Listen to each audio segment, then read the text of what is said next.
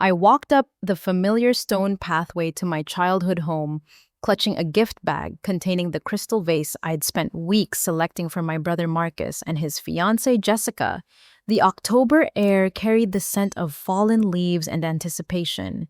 Tomorrow would be perfect. I knocked on the front door, practically bouncing with excitement when my Aunt Dorothy answered. "I can't wait for the ceremony tomorrow," I gushed, beaming at her. Dorothy's face crumpled into confusion, then pure horror. "Honey," she whispered, pulling out her phone with trembling fingers, "the wedding was last week."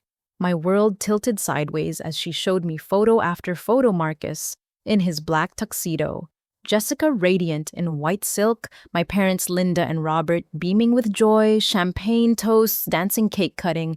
Every single image captured pure celebration and love. Not one photograph included me. My legs nearly buckled as I stared at the phone screen, watching what should have been the happiest day of my brother's life unfold in someone else's hands. Dorothy's eyes filled with tears as she swiped through dozens of images, each one a dagger to my heart.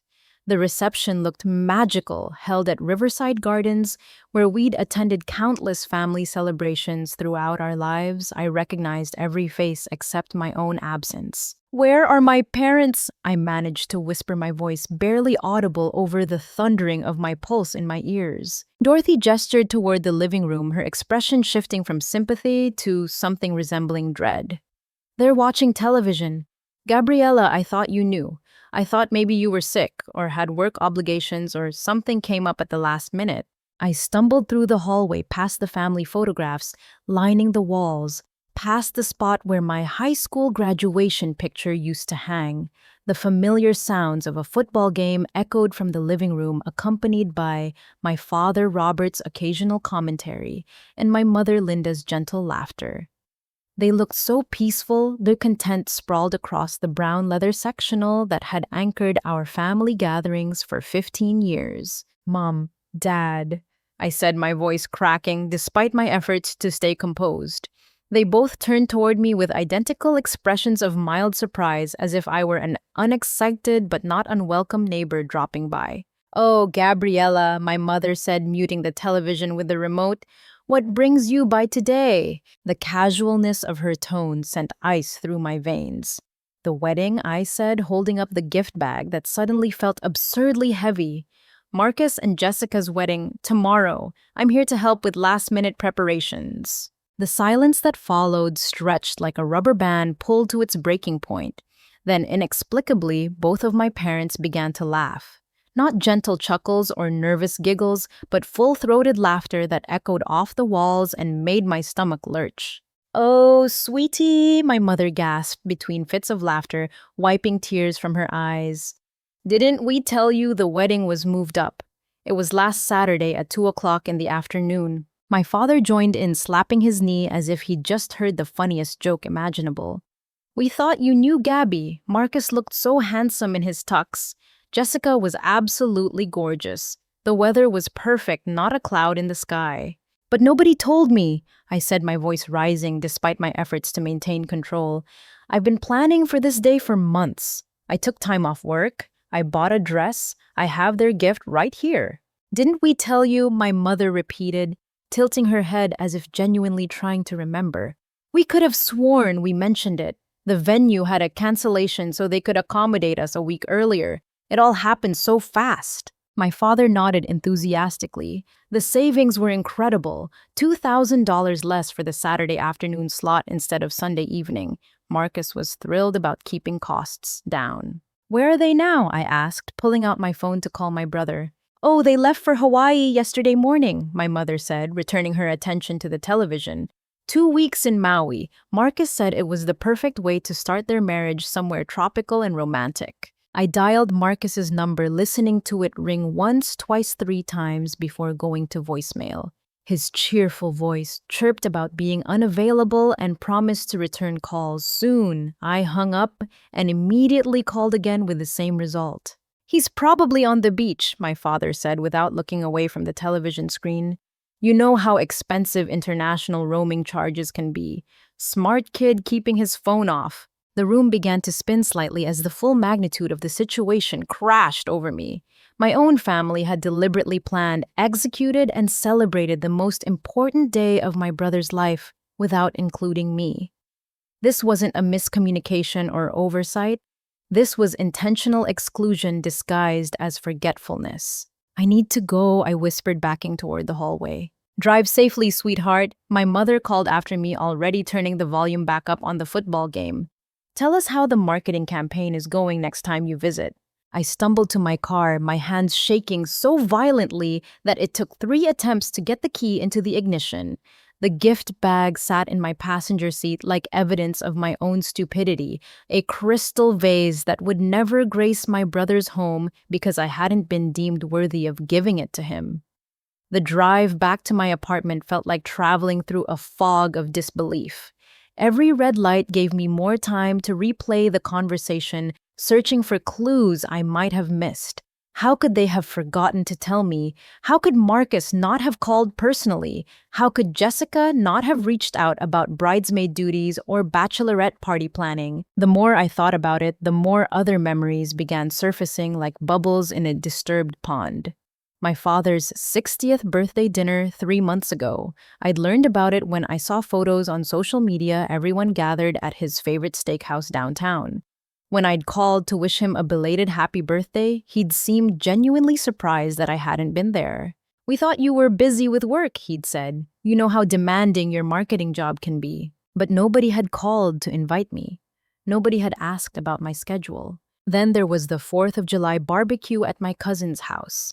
I'd driven by coincidentally and seen all the cars in the driveway, heard the laughter and music floating from the backyard.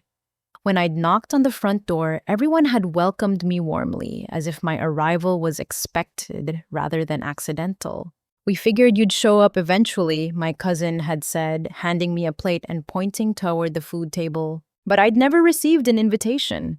I'd stumbled upon my own family gathering by pure chance. Easter dinner, Memorial Day, weekend at the lake house.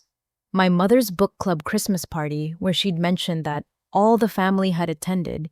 Each memory now carried new weight, new meaning. I pulled into my apartment complex and sat in the car for several minutes, engine off, staring at the familiar brick building that had been my home for 2 years. Inside my purse, my phone buzzed with a text message from my best friend Samantha. "How are the wedding preparations going? I bet you're exhausted from all the running around. Can't wait to see photos tomorrow." My fingers hesitated over the keyboard. How could I explain that there would be no photos because the wedding had already happened without me? How could I admit that my own family had excluded me so completely that even my closest friend had more knowledge about the event than I did? "Actually, can I call you?" I typed back. The phone rang within seconds. "Hey girl, what's up? You sound stressed in your text." "Sam," I began, then found myself completely unable to continue. The words stuck in my throat like physical objects. "Gabriella, what's wrong? Did something happen with the wedding?" "The wedding already happened," I whispered. "Last week. Nobody told me." The silence on the other end stretched so long that I checked my phone to make sure the call hadn't dropped. "What do you mean, nobody told you?" "I went to my parents' house today to help with preparations. My aunt showed me photos. Marcus and Jessica got married last Saturday. I wasn't there because nobody bothered to inform me that they'd changed the date." "That's impossible," Samantha said firmly. "Families don't just forget to invite someone to a wedding, especially not the groom's sister. There has to be some explanation." "That's what I thought," I said, leaning my head against the steering wheel. But my parents acted like it was funny. Like I should have somehow known through telepathy or divine intervention. "Did you try calling Marcus?" "Straight to voicemail. They're in Hawaii for their honeymoon." Another long pause. "Gabriella, I need to tell you something. I saw wedding photos on Instagram yesterday. I assumed you were just keeping things private, or maybe you weren't posting much. I didn't want to seem nosy by asking about details." My blood turned to ice water. "You saw photos." "Jessica posted a bunch of them. The ceremony looked beautiful. She was tagged at Riverside Gardens, and there were photos of the reception, the cake cutting, all the usual stuff.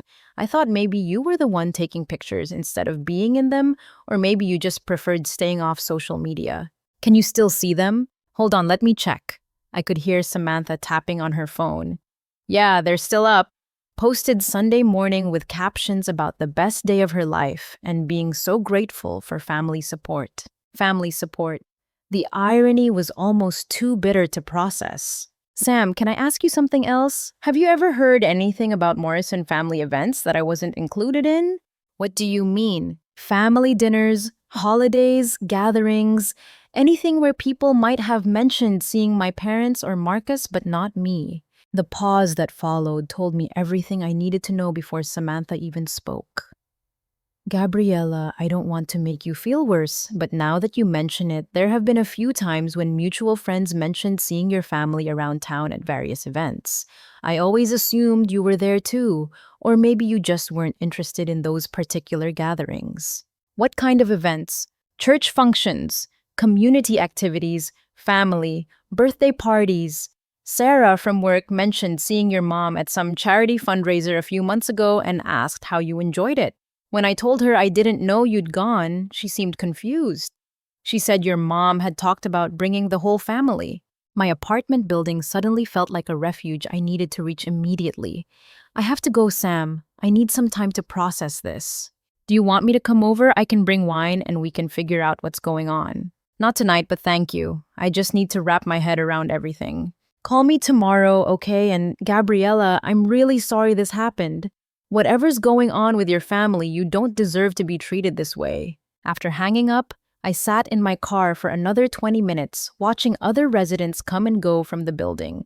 Normal people returning home from normal days, probably looking forward to dinner and evening plans and weekend activities that didn't involve discovering they'd been systematically excluded from their own family. When I finally made it to my apartment, I went straight to my laptop and opened Instagram. Jessica's profile was set to public, probably to share wedding joy with distant relatives and family friends. The photos were everything I'd imagined and worse. Marcus looked genuinely happy, his arm wrapped around Jessica as they posed in front of a floral arch. My parents stood proudly beside them in formal attire I'd never seen before. Extended family members filled the background, familiar faces from decades of shared holidays and celebrations. I scrolled through dozens of images, searching desperately for some sign that I'd been there, but somehow missed in the initial photos Dorothy had shown me. But every group shot, every candid moment, every staged portrait confirmed the same devastating truth. My family had celebrated the most important day in years, and I had been deliberately excluded from all of it. The last photo in the series showed Marcus and Jessica walking down the aisle as husband and wife, rice and flower petals falling around them like confetti. The caption read, "Surrounded by all the love and support we could ask for, forever grateful for our amazing family." I closed the laptop and sat in the darkening apartment listening to the sounds of normal life filtering through the walls. Somewhere in Hawaii, my brother was probably watching a sunset with his new wife, blissfully unaware that his sister had just discovered the depth of her family's betrayal.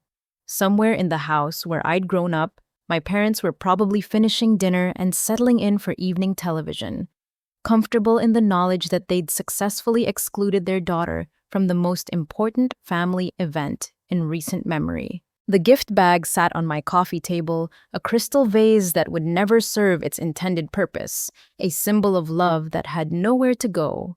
Sleep had been impossible. I'd spent the entire night alternating between fury and heartbreak, replaying every family interaction from the past year through this new lens of deliberate exclusion.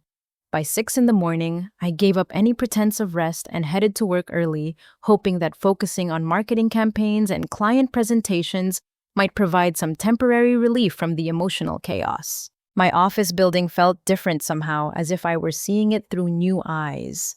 The security guard's friendly greeting, the familiar elevator ride to the 7th floor, even the smell of coffee from the break room seemed to belong to someone else's life. Someone who had a family that included her in major life events. I'd barely settled at my desk when my phone rang. The caller ID showed First National Bank, and my stomach immediately clenched with anxiety. Nothing good ever came from unexpected bank calls, especially this early in the morning. Good morning, Miss Morrison. The voice on the other end was crisp and professional. This is David Chen from our fraud prevention department. We've noticed some unusual activity on your savings account and wanted to verify some recent transactions with you. What kind of unusual activity? I asked, already pulling up my online banking on my computer screen. Large monthly withdrawals that don't match your typical spending patterns, specifically automatic transfers of $1,500 on the 15th of each month for the past 18 months. The recipient is listed as Morrison Family Trust.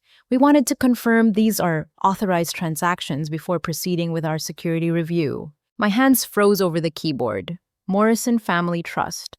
Yes, ma'am. The transfers began in April of last year and have continued consistently. The most recent withdrawal was processed yesterday. Would you like me to read you the transaction details? Yes, I whispered, though part of me already knew what I was going to hear. Transfer initiated April 15th, 2023.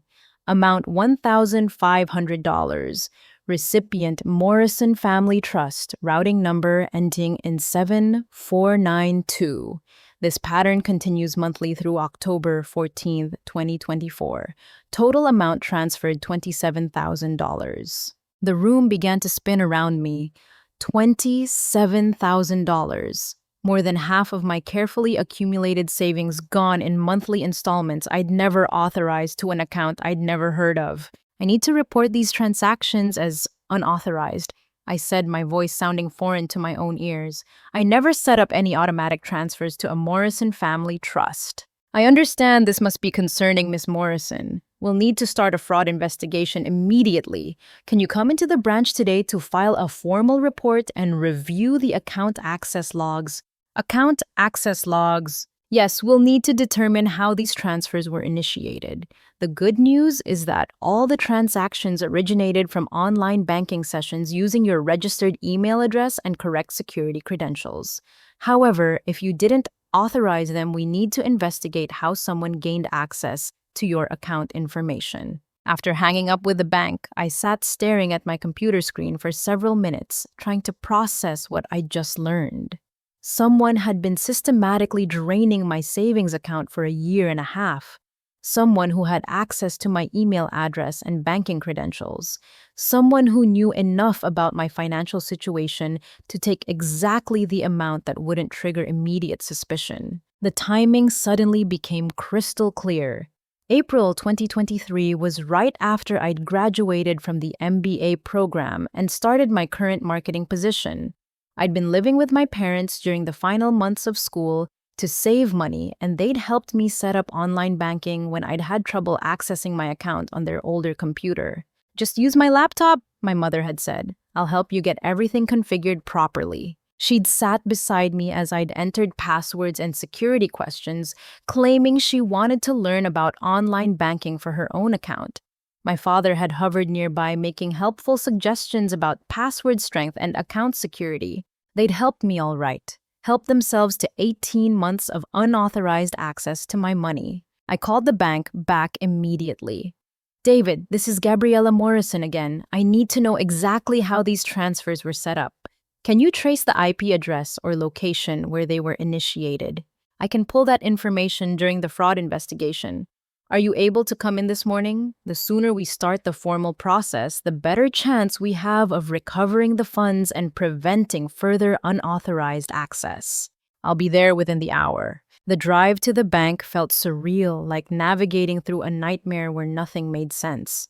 My own parents, the people who'd raised me and claimed to love me, had been stealing from my savings account while simultaneously excluding me from family events. The wedding exclusion suddenly seemed like just one piece of a much larger pattern of deception and exploitation. At the bank, David Chen turned out to be a soft-spoken man in his 30s who guided me through the fraud report process with professional compassion. The account access logs told a clear story. Every unauthorized transfer had been initiated from the same IP address traced to my parents' home internet connection. This is definitely financial fraud, David explained, printing out documentation for my records. The perpetrators used legitimate access credentials but without your authorization. The fact that it's family members doesn't change the legal definition. If anything, it might make the case more straightforward since we have a clear paper trail. How long will the investigation take? For this type of systematic fraud, usually 4 to 6 weeks for the bank's internal investigation. However, you'll probably want to involve law enforcement as well, especially given the amount stolen and the sophisticated nature of the deception. What do you mean, sophisticated? David pulled up the transaction history on his computer screen. Look at the timing and amounts. $1,500 monthly, always on the same date, never varying the amount or schedule. This suggests long-term planning rather than impulsive theft. Additionally, the transfers were structured to avoid triggering automatic fraud alerts. Most people don't notice that amount missing monthly unless they're actively monitoring their accounts. But I should have noticed, I said, feeling sick to my stomach. Not necessarily. You had steady deposits from your job and your spending patterns showed you were living within your means. The fraudulent transfers looked like they could have been legitimate bill payments or investments. The perpetrators clearly understood your financial situation well enough to exploit it effectively. As I left the bank with a folder full of fraud documentation, my phone buzzed with a text message from an unknown number. This is Peterson Catering. Your final payment for the Morrison wedding reception is now 60 days overdue. Please remit $750 immediately to avoid collection proceedings. My hands began shaking as I called the number listed in the text. A woman answered on the second ring with a brisk, "Peterson Catering, this is Rachel. Hi, this is Gabriella Morrison. I received a text about an overdue payment for a Morrison wedding reception." "Yes, Miss Morrison. We've been trying to reach you for weeks about the outstanding balance." The reception was beautiful, by the way. Your family seemed to have a wonderful time. Can you tell me the details of this bill? Certainly. Cocktail hour appetizers for 60 people, 3 course-plated dinner open, bar service, wedding cake cutting, and gratuities. Total amount was $3,200. You put down a $2,500 deposit when you booked the service, leaving a balance of $750 due within 30 days of the event. When exactly was this event? October 14th, last Saturday afternoon. Marcus and Jessica's wedding. My brother's wedding that I hadn't been invited to, billed to my name, and charged to accounts I hadn't authorized. Rachel, I need to be very clear about something. I didn't book this catering service. I wasn't even aware that this wedding was taking place. Someone used my name and information without my permission. The silence on the other end lasted several seconds. I'm sorry, but we have signed contracts and authorization forms with your name and contact information. Are you saying this is some kind of identity theft situation? That's exactly what I'm saying. Can you email me copies of any paperwork you have with my supposed signature? Within minutes, my email contained PDFs of catering contracts, authorization forms, and credit applications, all bearing a signature that looked like mine but felt wrong somehow. The handwriting was close, but not quite right, like someone had practiced forging my name, but hadn't perfected the subtle variations that make signatures unique. I was still sitting in the bank parking lot when my phone rang again. This time it was Madison Floral Design. "Miss Morrison, this is Janet calling about your overdue payment for the wedding flowers." The arrangement was gorgeous, by the way. The bride was thrilled with the cascading orchids. "How much do I supposedly owe you?" $1,200 for the bridal bouquet, 6 bridesmaids' bouquets, boutonnieres for the groomsmen's ceremony, arch arrangements, and centerpieces for 6 tables. We delivered everything on time and received wonderful feedback from your family. My family, the family that had excluded me from the wedding while using my identity to pay for it. "Janet, I'm going to need copies of any contracts or authorization paperwork you have with my signature. Someone has been using my identity fraudulently." "Oh my. I'll send everything over right away. Should we contact the police?" "I'm handling the law enforcement side of things. Just email me the documentation, please." By the time I made it back to my apartment, I had pending fraud claims with the bank. unauthorized bills from 3 different wedding vendors, and a growing understanding that the financial abuse extended far beyond the automated savings account transfers. My parents hadn't just stolen my money, they'd used my identity to finance my brother's wedding, creating debt and financial obligations I'd never agreed to. The crystal vase I'd bought as a wedding gift sat on my coffee table, suddenly seeming like the cruelest irony imaginable. I'd spent my own money on a gift for a wedding I wasn't invited to, a wedding that was being charged to my accounts without my knowledge. I opened my laptop and began documenting everything: bank statements, vendor bills, forged contracts, and authorization forms. The evidence painted a clear picture of systematic financial fraud orchestrated by people who claimed to love me. The phone rang again. This time it was my mother. "Hi, sweetie," she said in her usual cheerful tone. "How was work today?" The casual normalcy of her voice made me want to scream. I stared at my phone for several seconds, my mother's cheerful voice echoing in my ears like a recording from some alternate reality where daughters weren't systematically robbed by their own families. The disconnect between her casual tone and the pile of fraudulent bills scattered across my coffee table was so jarring that I felt momentarily dizzy. "Actually, Mom, I need to talk to you and Dad about something important. I'm coming over now." "Oh, well, we're just finishing dinner. Can it wait until tomorrow? Your father has a golf tournament early in the morning, and he likes to get to bed early the night before." "No, it can't wait. I'll be there in 20 minutes. I hung up before she could respond and grabbed the folder of bank documents along with printouts of the fraudulent vendor contracts. The drive to my childhood home felt different this time, charged with purpose, rather than the confused devastation I'd experienced yesterday. I had evidence now. I had proof of exactly what they'd been doing. The house looked the same as always, warm light glowing from the kitchen windows. My father's pickup truck parked in its usual spot beside my mother's sedan. For a moment, I could almost pretend this was just another family visit, that I was arriving for Sunday dinner or holiday celebration like thousands of times before. But the moment my mother opened the front door, I knew there would be no pretending tonight. "Gabriella, what's wrong? You look upset." "Where's Dad?" "In his workshop, organizing tools. What's this about?" "Get him, please. We need to talk about the Morrison Family Trust." The color drained from my mother's face so quickly that I thought she might faint. She gripped the doorframe with both hands, her knuckles turning white against the painted wood. "I don't know what you're talking about," she said, but her voice lacked any conviction. "Mom, get Dad, now." She disappeared into the house, and I could hear urgent whispers followed by my father's heavy footsteps. When they both returned to the living room, their expressions had shifted from confusion to something resembling defiance. "What's this about a family trust?" my father asked, settling into his usual recliner with exaggerated casualness. I pulled out the bank statements and spread them across the coffee table like playing cards. "This is about the $27,000 you've stolen from my savings account over the past 18 months. $1,500 every month transferred to an account called Morrison Family Trust that I never authorized and never heard of." My mother sank onto the couch, her hands fluttering nervously over her lap. "Sweetie, we can explain." "I'm listening." My father cleared his throat and leaned forward. "Well, you see, we've been doing some home improvements, updating the kitchen, refinishing the hardwood floors, replacing the windows. These old houses require constant maintenance, and we thought since you're family, you'd want to contribute to preserving the family home." "Contribute?" I riposted, my voice rising despite my efforts to stay calm.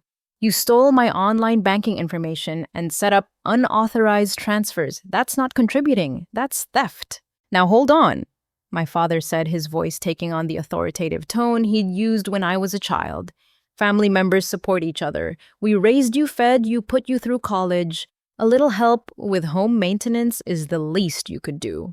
"The least I could do would be to ask me first instead of stealing from me." My mother tried a different approach.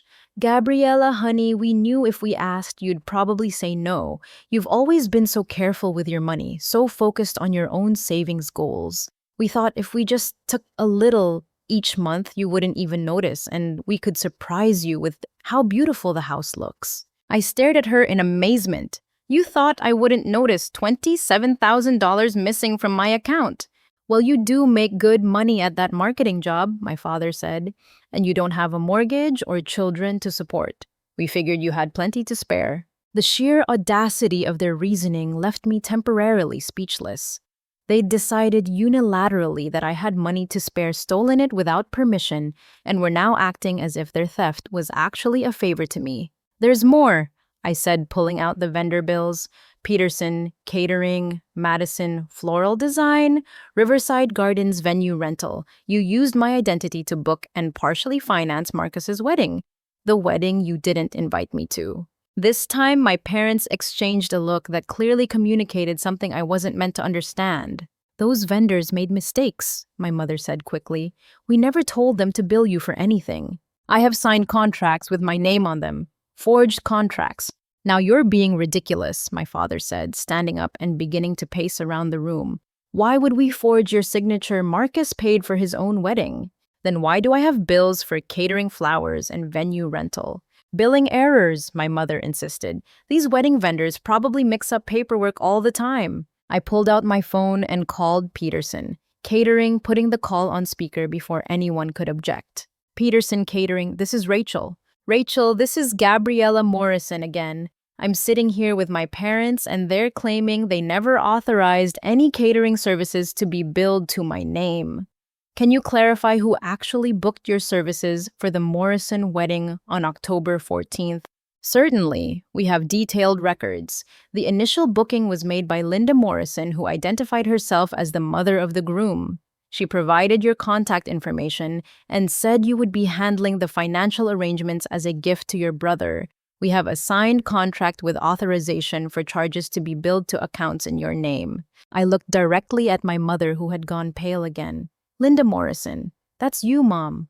I never said any such thing, my mother whispered, but her voice lacked conviction. Ma'am, Rachel continued over the speakerphone, I have detailed notes from our conversation. You specifically told us that Gabriella was successful in her marketing career and wanted to contribute to making her brother's wedding special.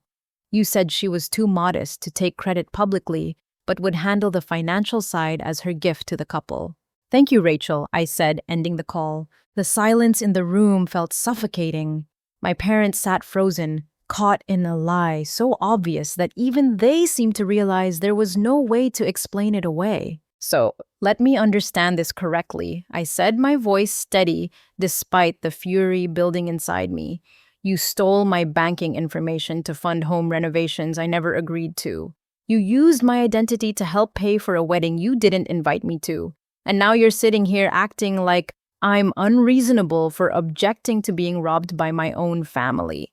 We're your parents, my father said, his voice taking on a desperate edge. Everything we did was for family reasons. The house improvements benefit everyone who visits. Marcus's wedding was a family celebration. A family celebration I was excluded from. That was just a misunderstanding about the date change. Stop lying, I said, standing up and gathering the papers. You deliberately excluded me from the wedding while using my money and identity to help pay for it.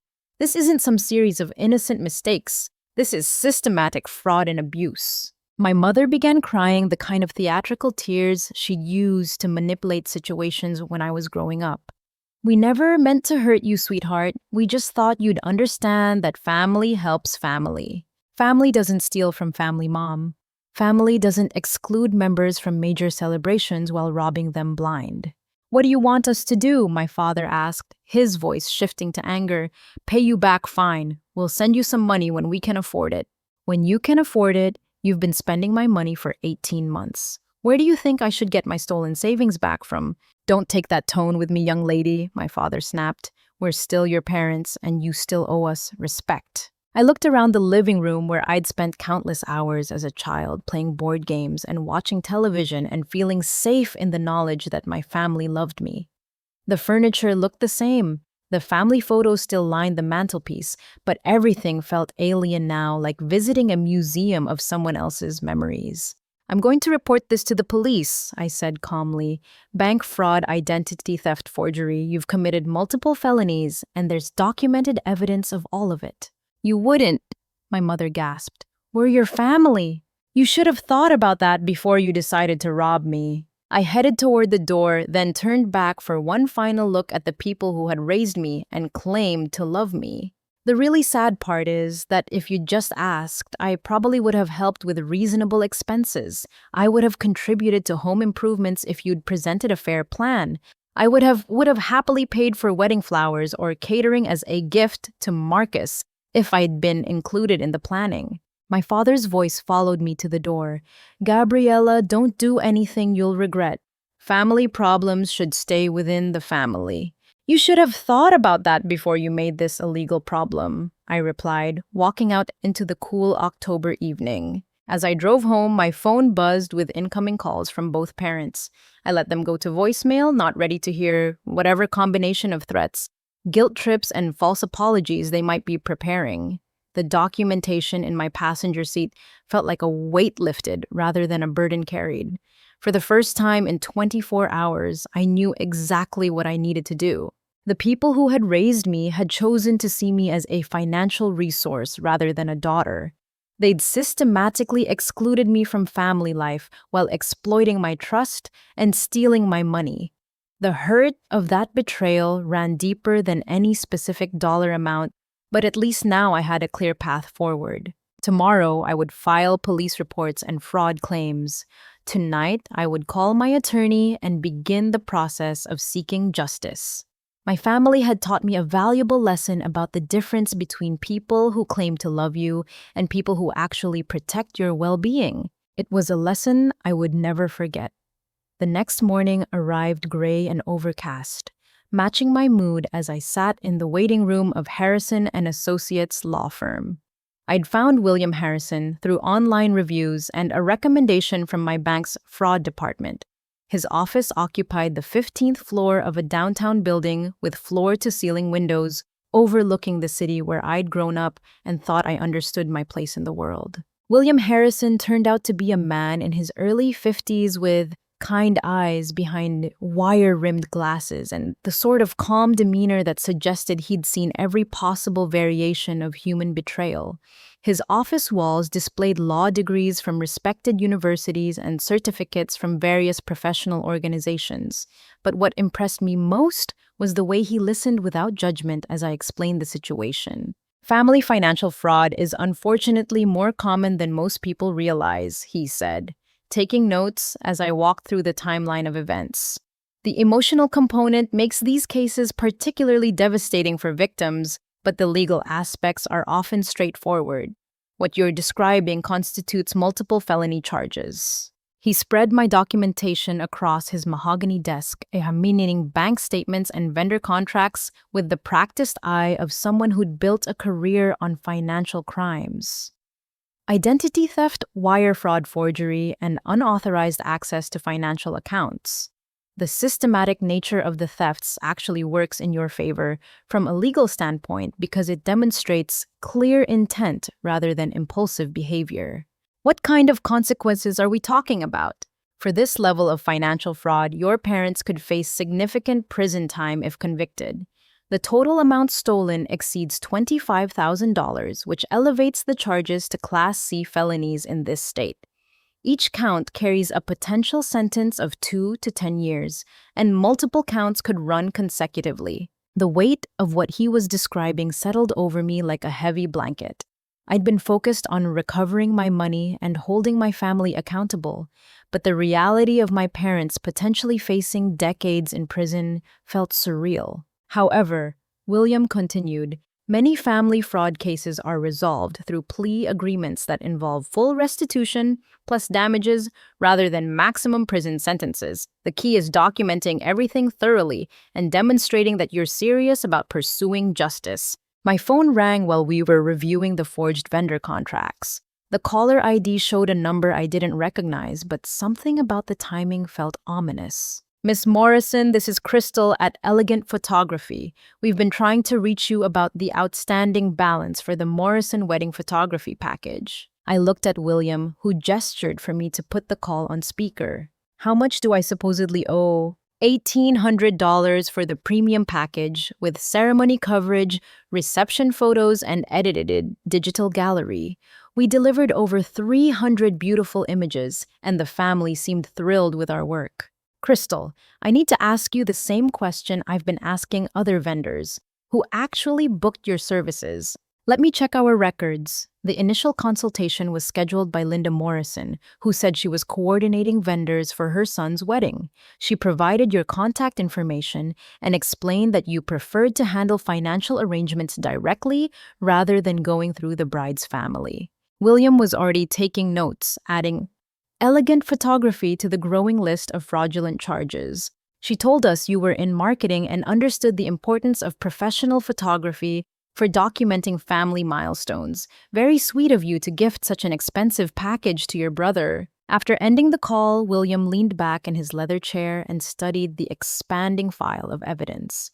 This paints a picture of sophisticated, premeditated fraud rather than impulsive family financial problems. Your mother clearly had detailed conversations with multiple vendors, creating believable narratives about your supposed generosity while forging your authorization for charges. How many more vendors do you think there might be?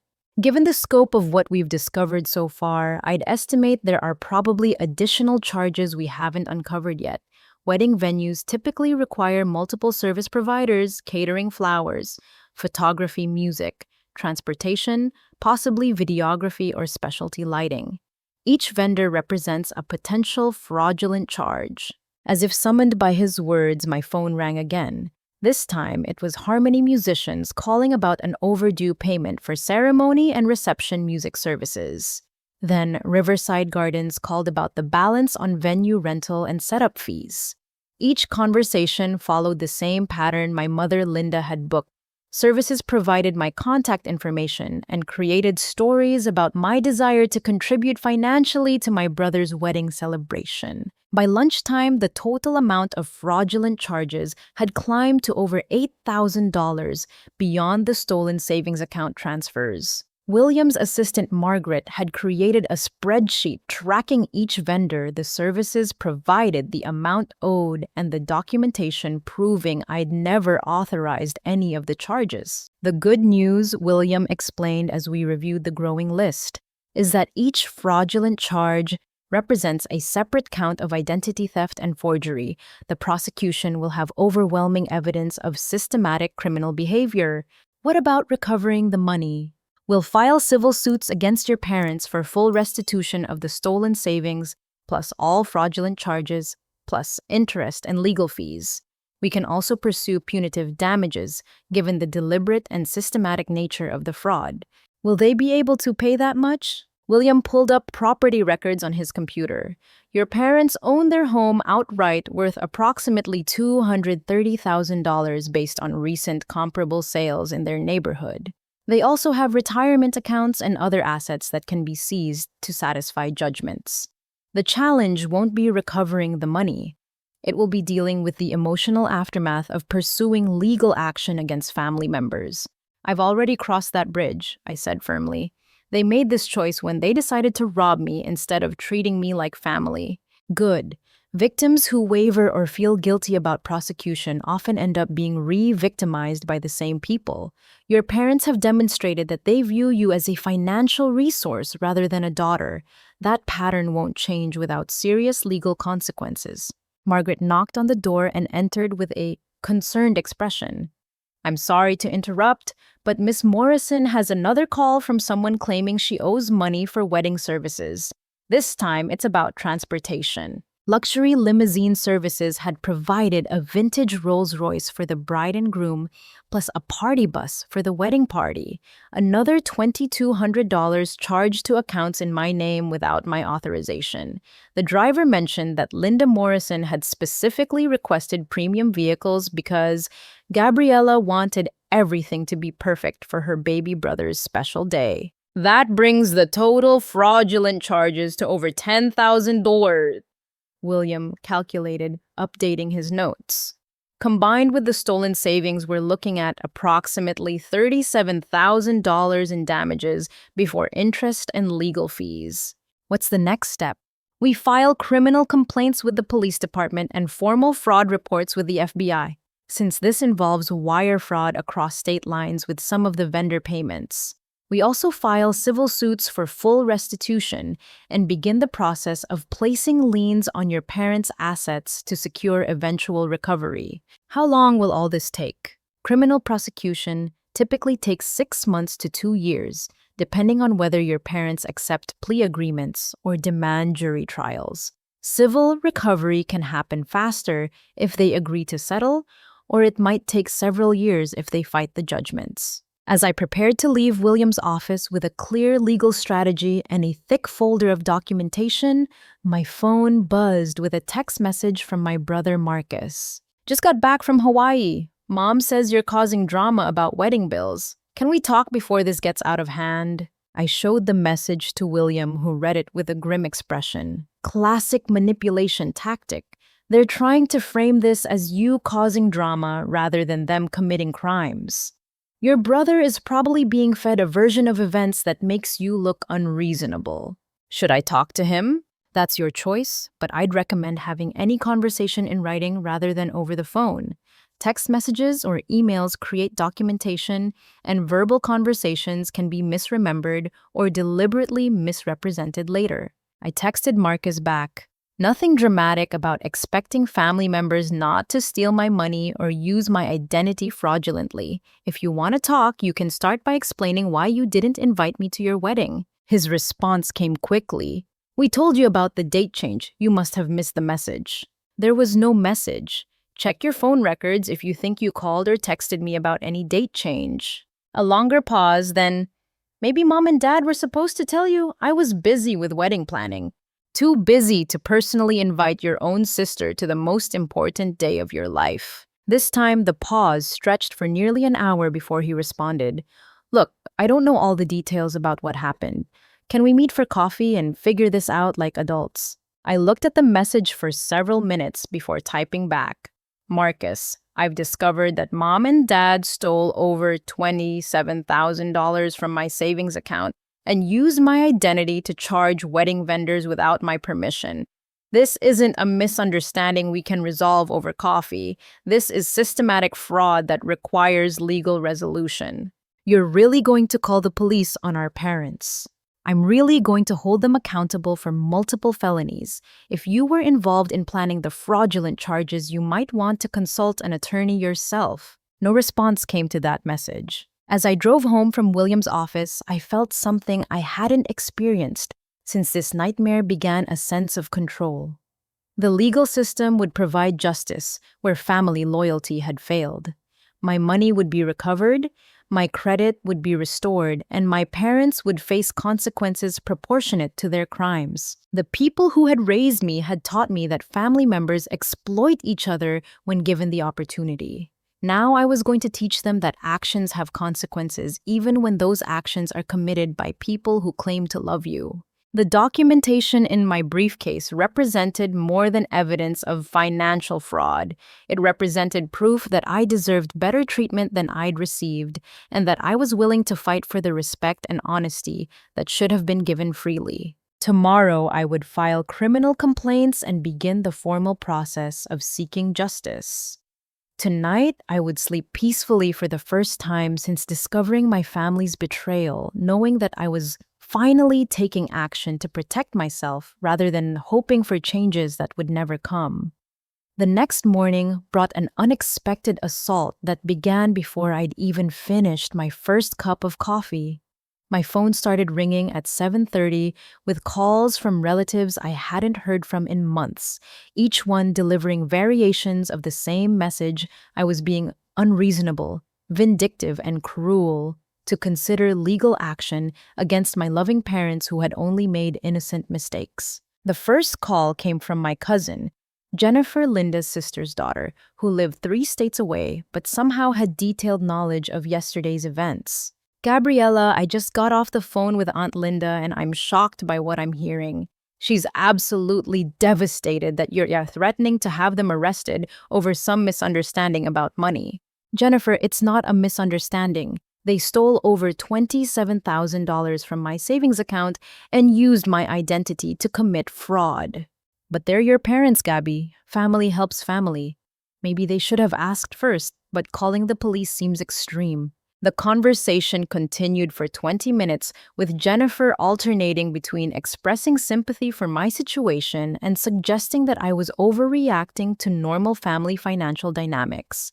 By the time I hung up, I felt emotionally drained and began to doubt my own judgment about the severity of what had happened. Then my Uncle Robert called, then my cousin David, then my Aunt Dorothy, whose sympathetic reaction to the wedding photos had given me comfort just days earlier. "Sweetie, I know you're hurt about missing the wedding," Dorothy said, her voice carrying a tone of gentle concern that felt different from our previous conversation.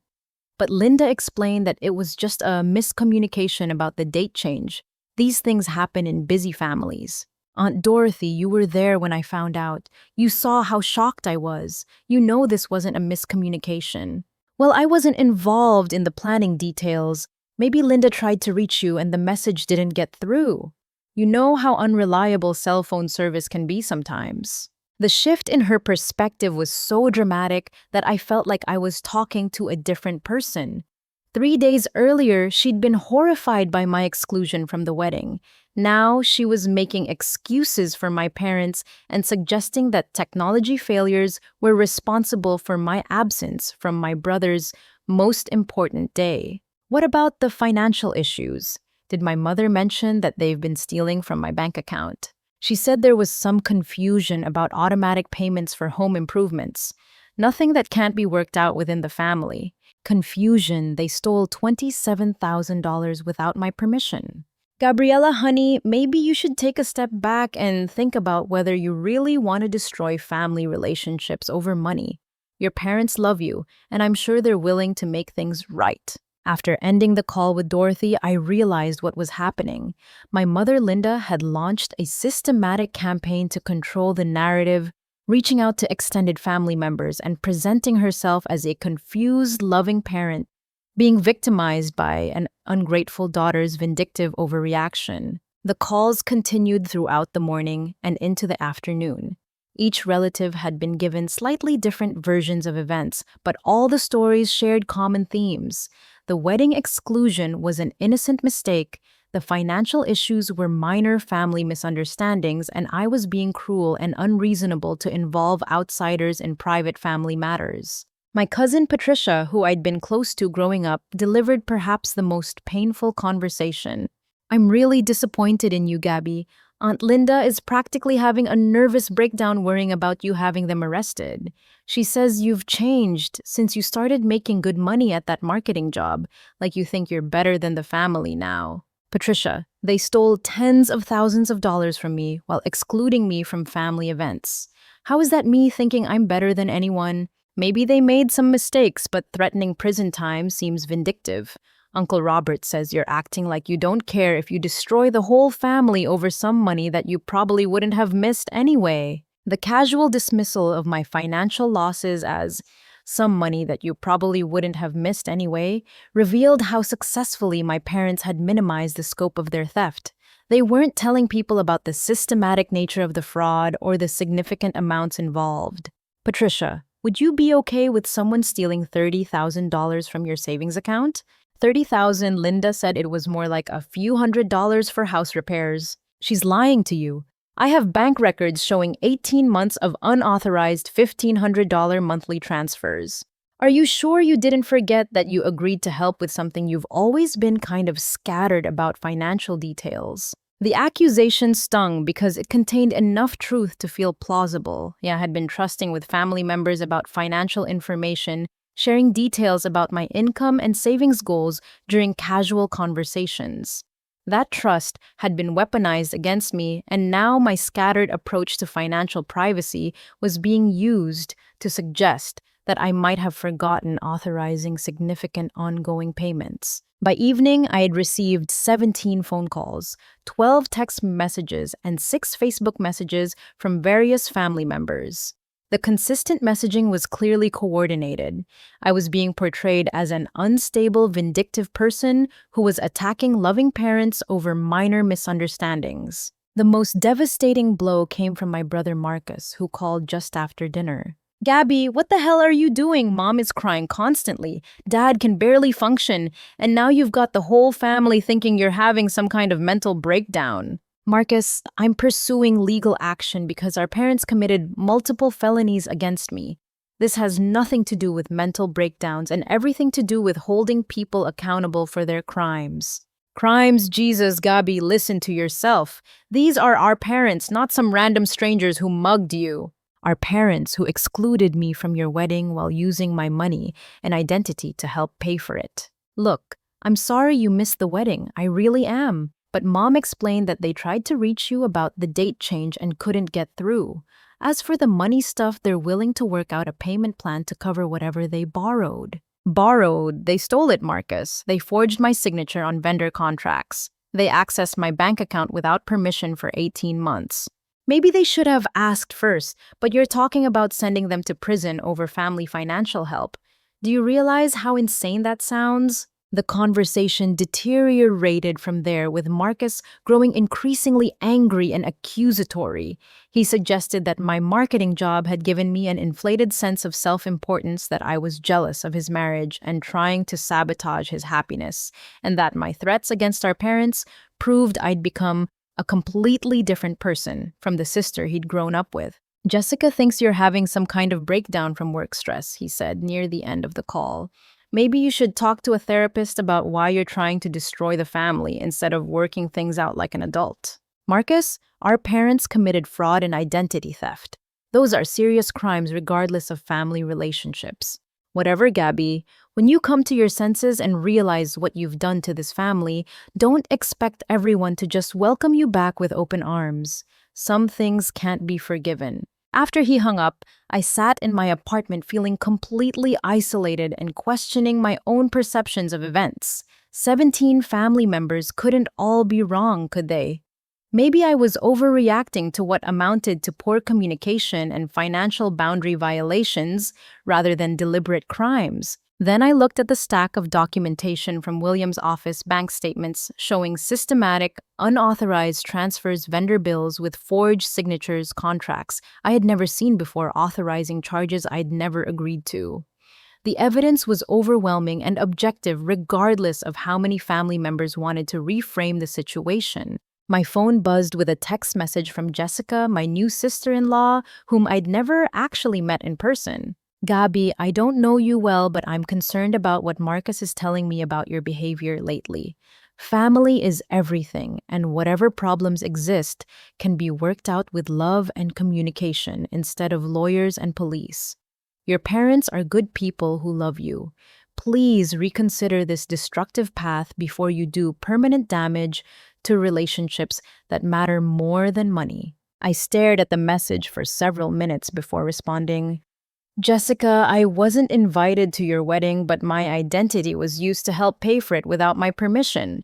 How would you feel if that happened to you? Her response came quickly. I'm sure there's an explanation for the billing issues. Vendors make mistakes all the time. As for the wedding, Marcus says the family tried to reach you about the date change but couldn't get through. Did Marcus tell you that I found out about your wedding by accident when I showed up expecting to help with preparations? Did he mention that our aunt showed me photos and everyone acted like my absence was amusing? This time there was no response. I realized that my family's manipulation campaign was working exactly as intended. They were controlling the narrative, minimizing the scope of their crimes, and portraying me as an unstable person who was destroying family harmony over minor issues.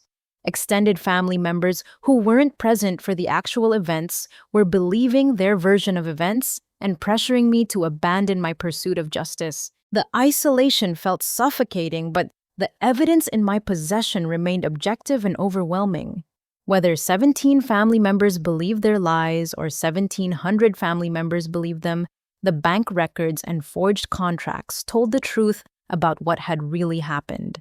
I was not the villain in this story, regardless of how successfully my parents had convinced others that I was.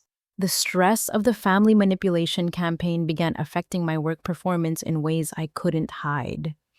Wednesday morning brought an important client presentation for a major retail campaign we'd we've been developing for 3 months, and I found myself struggling to focus on sales projections and market demographics while my phone buzzed constantly with texts from relatives demanding that I stop this nonsense and think about what you're doing to the family. I'd silenced my phone and left it in my desk drawer, but knowing the messages were piling up created a constant undertone of anxiety that made it difficult to concentrate on the presentation materials.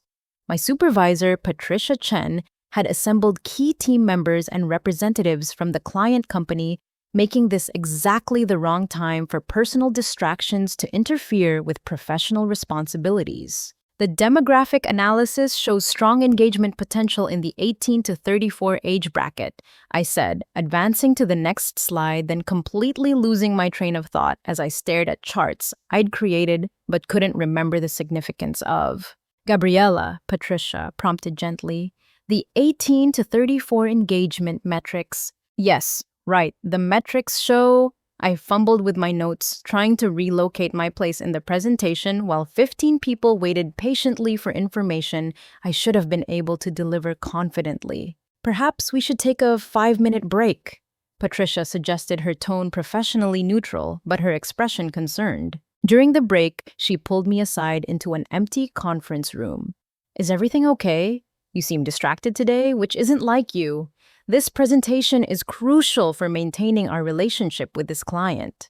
I'm sorry, I'm dealing with some family issues, but I'll refocus for the rest of the presentation. Family issues can be incredibly stressful. Do you need to take a personal day to handle whatever's going on? No, I can manage. I won't let it affect my work again. But even as I said it, I could see my phone screen lighting up through the glass wall of the conference room, indicating more incoming calls and messages. The presentation resumed, and I managed to get through the remaining slides without major errors, but I knew my performance had been subpar for such an important client meeting. Thursday morning brought an even worse disruption. I just settled at my desk when the office receptionist called to inform me that someone was in the lobby asking to speak with me urgently. They say they're your father and it's a family emergency. My stomach dropped as I realized that Robert had come to my workplace, probably as part of the escalating pressure campaign to force me into abandoning legal action. I could have security remove him, but that would create exactly the kind of scene that would damage my professional reputation. I'll be right down, I told the receptionist, then headed to the lobby with a sense of dread. My father stood near the elevator bank wearing his best khaki pants and button-down shirt, the outfit he reserved for church services and important occasions. His presence in the sleek, modern lobby of our marketing firm looked jarringly out of place, like a piece of furniture from the wrong room placed randomly in an expensive showroom. Gabriella, thank God, we need to talk immediately. Dad, you can't come to my workplace for personal matters. This is completely inappropriate. This is a family emergency. Your mother is so upset about this legal nonsense that she's been hospitalized with chest pains. The doctor says it's stress-related, but she could have a heart attack if this continues. Several colleagues were passing through the lobby, and I could see them glancing curiously at the conversation. The lobby acoustics carried voices clearly making privacy impossible. We can discuss this later. Right now, I need to get back to work. Gabriella, your mother might die from the stress you're causing. How can you go sit at a desk worrying about marketing campaigns when your family is falling apart? His voice was rising, drawing more attention from people entering and leaving the building. I could see the security guard beginning to move in our direction, probably wondering if intervention might be necessary. Dad, please lower your voice. We'll talk tonight. We'll talk now. You're going to call off this legal attack on your family before you kill your mother with worry. She's lying in a hospital bed asking what she did wrong to make her daughter hate her so much. Mr. Morrison, the security guard intervened politely. I'm going to need to ask you to keep your voice down or continue this conversation outside the building. This is between me and my daughter, my father snapped at the guard. She's destroying our family over money, and she needs to hear what her selfishness is doing to people who love her. Sir, I'm going to need you to leave the building now, the security guard said, his tone becoming firmer. Dad, go home. We'll talk later, I said, then turned and walked quickly toward the elevator without looking back. But the damage was done. I could hear him continuing to argue with the security guard about family responsibilities and ungrateful children as the elevator doors closed. By the time I reached my floor, I was shaking with embarrassment and fury. Patricia appeared at my cubicle within minutes, clearly having heard about the lobby incident through the office communication network that spread news faster than official emails. "Gabriella, can I see you in my office, please?" Her tone was carefully neutral, but I could tell this wasn't going to be a casual conversation. I followed her into the corner office she'd earned through 15 years of excellent client relationships and consistently strong campaign results. "I understand you had some kind of family confrontation in the lobby just now," she said, closing the door and gesturing toward the chair across from her desk. "My father showed up uninvited. I didn't ask him to come here, and I certainly didn't want him to cause a scene." "I'm sure you didn't. But Gabriella, I need to be direct with you about something. Your work performance this week has been noticeably affected by whatever personal issues you're dealing with. The client presentation yesterday didn't go well, and now we have family members creating disturbances in our workplace. It won't happen again. I'll make sure my family understands that my workplace is off limits for personal matters." "I appreciate that, but I'm concerned about the bigger picture here. You've been with us for 3 years, and your work has always been exceptional. But this week, you've missed deadlines, seemed distracted in meetings, and now there's been a public confrontation in our lobby that involved building security." The weight of what she was saying began to sink in. My family's campaign wasn't just affecting my personal relationships. It was threatening my career and professional reputation. "Patricia, I can handle the personal issues without letting them affect my work. I just need a little time to resolve some legal matters, and then everything will return to normal." Legal matters. I hesitated, unsure how much personal information to share with my supervisor. Family financial issues that require legal resolution. Nothing that reflects on my job performance or professional conduct. "I see. Well, I think it might be wise for you to take some personal time to handle whatever's going on. We can reassign your current projects temporarily, and you can return when you're able to focus fully on work responsibilities." "Are you suspending me?" "I'm offering you the opportunity to take voluntary personal leave to address family issues that are clearly affecting your ability to perform your job duties. The alternative is that I document the performance problems and workplace disruptions which could affect your employment status." The choice was clear. Take unpaid leave voluntarily or risk being terminated for cause. Either way, my family's harassment campaign was successfully threatening my income and career stability. "How long are you thinking for the personal leave?" "That's up to you. A week, 2 weeks, whatever you need to resolve these legal matters and ensure that your personal life won't continue disrupting your work environment." "I'll take 1 week," I said, knowing that the legal proceedings William had outlined would take much longer than that, but hoping I could at least establish boundaries that would prevent future workplace interference. "Good. I hope you can get everything sorted out quickly. You're a valuable member of our team, and we want you back at full capacity as soon as possible." As I cleaned out my desk and prepared to leave the office, several colleagues approached with expressions of concern and curiosity. Word of the lobby confrontation had spread throughout the office, and people were clearly wondering what kind of family crisis could result in workplace disruptions and sudden personal leave. "Family stuff," I explained repeatedly, not wanting to get into details about fraud and identity theft with people who worked with me every day. "If you need anything, let us know," my colleague Sarah offered. Family problems can be really overwhelming. The irony was bitter. My colleagues were offering support for what they assumed were normal family difficulties, while the actual family members were the ones creating the crisis that threatened my job security and professional reputation. The drive home from the office felt like a retreat from yet another front in my family's war against my attempts to seek justice. They'd successfully isolated me from extended family support, and now they'd created professional consequences that forced me to choose between my career and my legal rights. But taking time off work might actually benefit my situation. I could focus entirely on the legal proceedings without worrying about workplace distractions. I could meet with attorneys and investigators without requesting time off, or trying to schedule around client meetings. My family's escalating harassment was proof that I was on the right track. People don't launch desperate campaigns to discredit victims unless those victims represent genuine threats to their ability to escape consequences for their actions. The evidence remained overwhelming regardless of how many relatives they convinced to doubt my version of events. The bank records didn't lie even when family members did. The forged contracts existed regardless of how many people questioned my mental state or motivations. My parents had taught me that family members would close ranks to protect each other from accountability, even when that protection enabled continued victimization.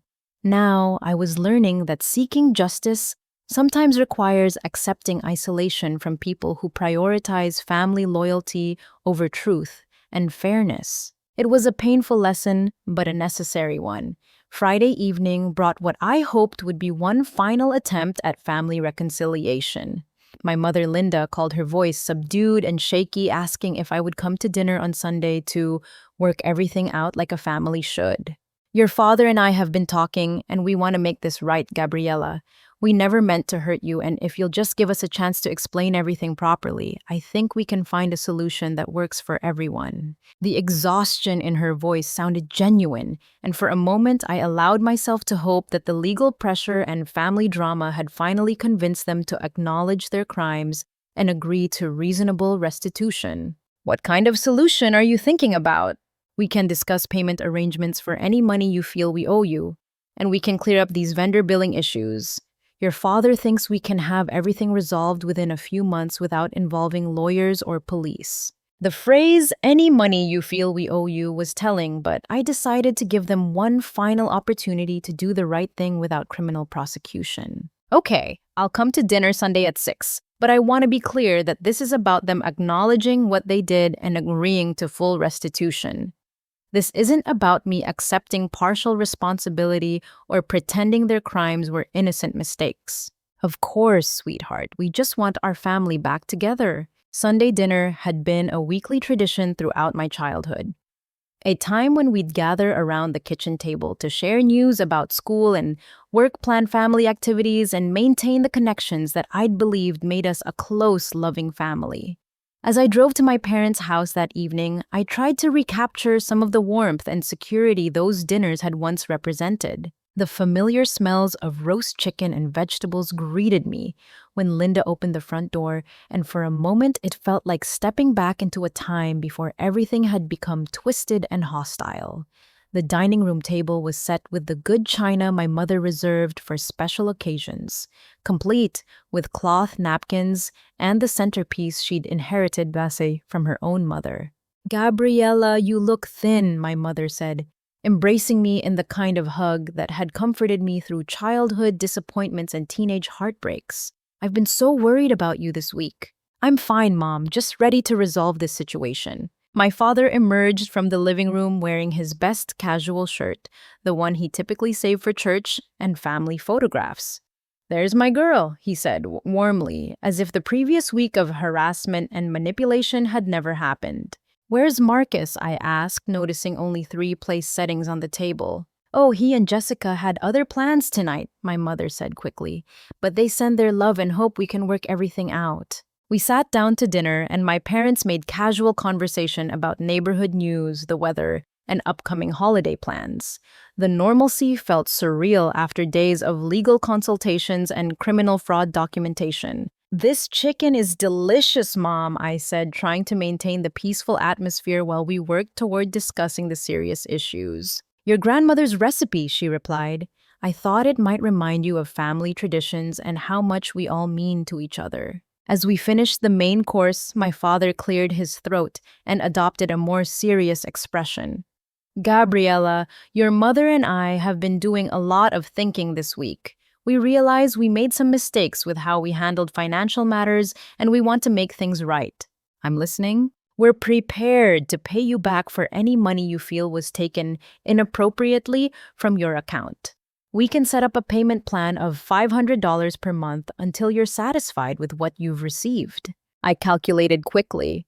At $500 per month, it would take nearly 6 years to repay just the stolen savings with no interest or compensation for the fraudulent vendor charges.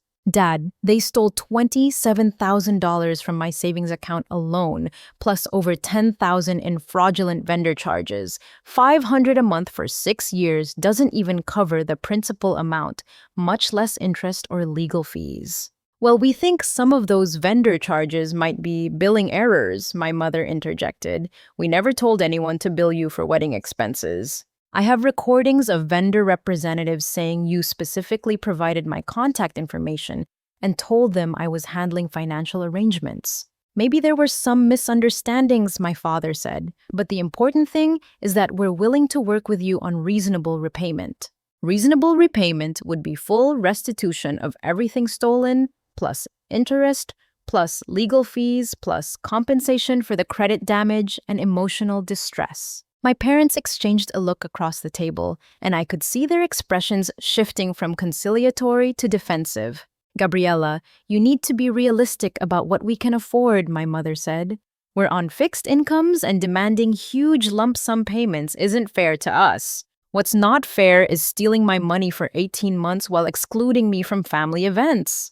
We've already explained that the wedding exclusion was a miscommunication, my father said, his voice taking on an edge of irritation. And the money was used for family purposes that benefit everyone, including you. How do home renovations I never agreed to benefit me? You'll inherit this house someday, my mother said. The improvements increase the property value, which ultimately benefits you as our daughter. The twisted logic was breathtaking. They'd stolen my money to fund renovations that might theoretically benefit me after their deaths, and they expected gratitude for this involuntary investment in my future inheritance. That's not how property ownership works, Mom. You can't steal someone's money to make improvements they'll supposedly benefit from decades later. See, this is the problem, my father said, his conciliatory tone disappearing entirely. You've become so focused on money and legal technicalities that you can't see the bigger picture of family relationships. The bigger picture is that you committed multiple felonies against your own daughter. Felonies? My mother laughed bitterly. Gabriella, listen to yourself. You're talking about sending your parents to prison over family financial help. I'm talking about holding people accountable for systematic fraud and identity theft. The dining room fell silent except for the ticking of the grandfather clock in the corner. My parents sat across from me, their faces reflecting a mixture of anger and disbelief that I wasn't accepting their inadequate offer and returning to the role of compliant daughter.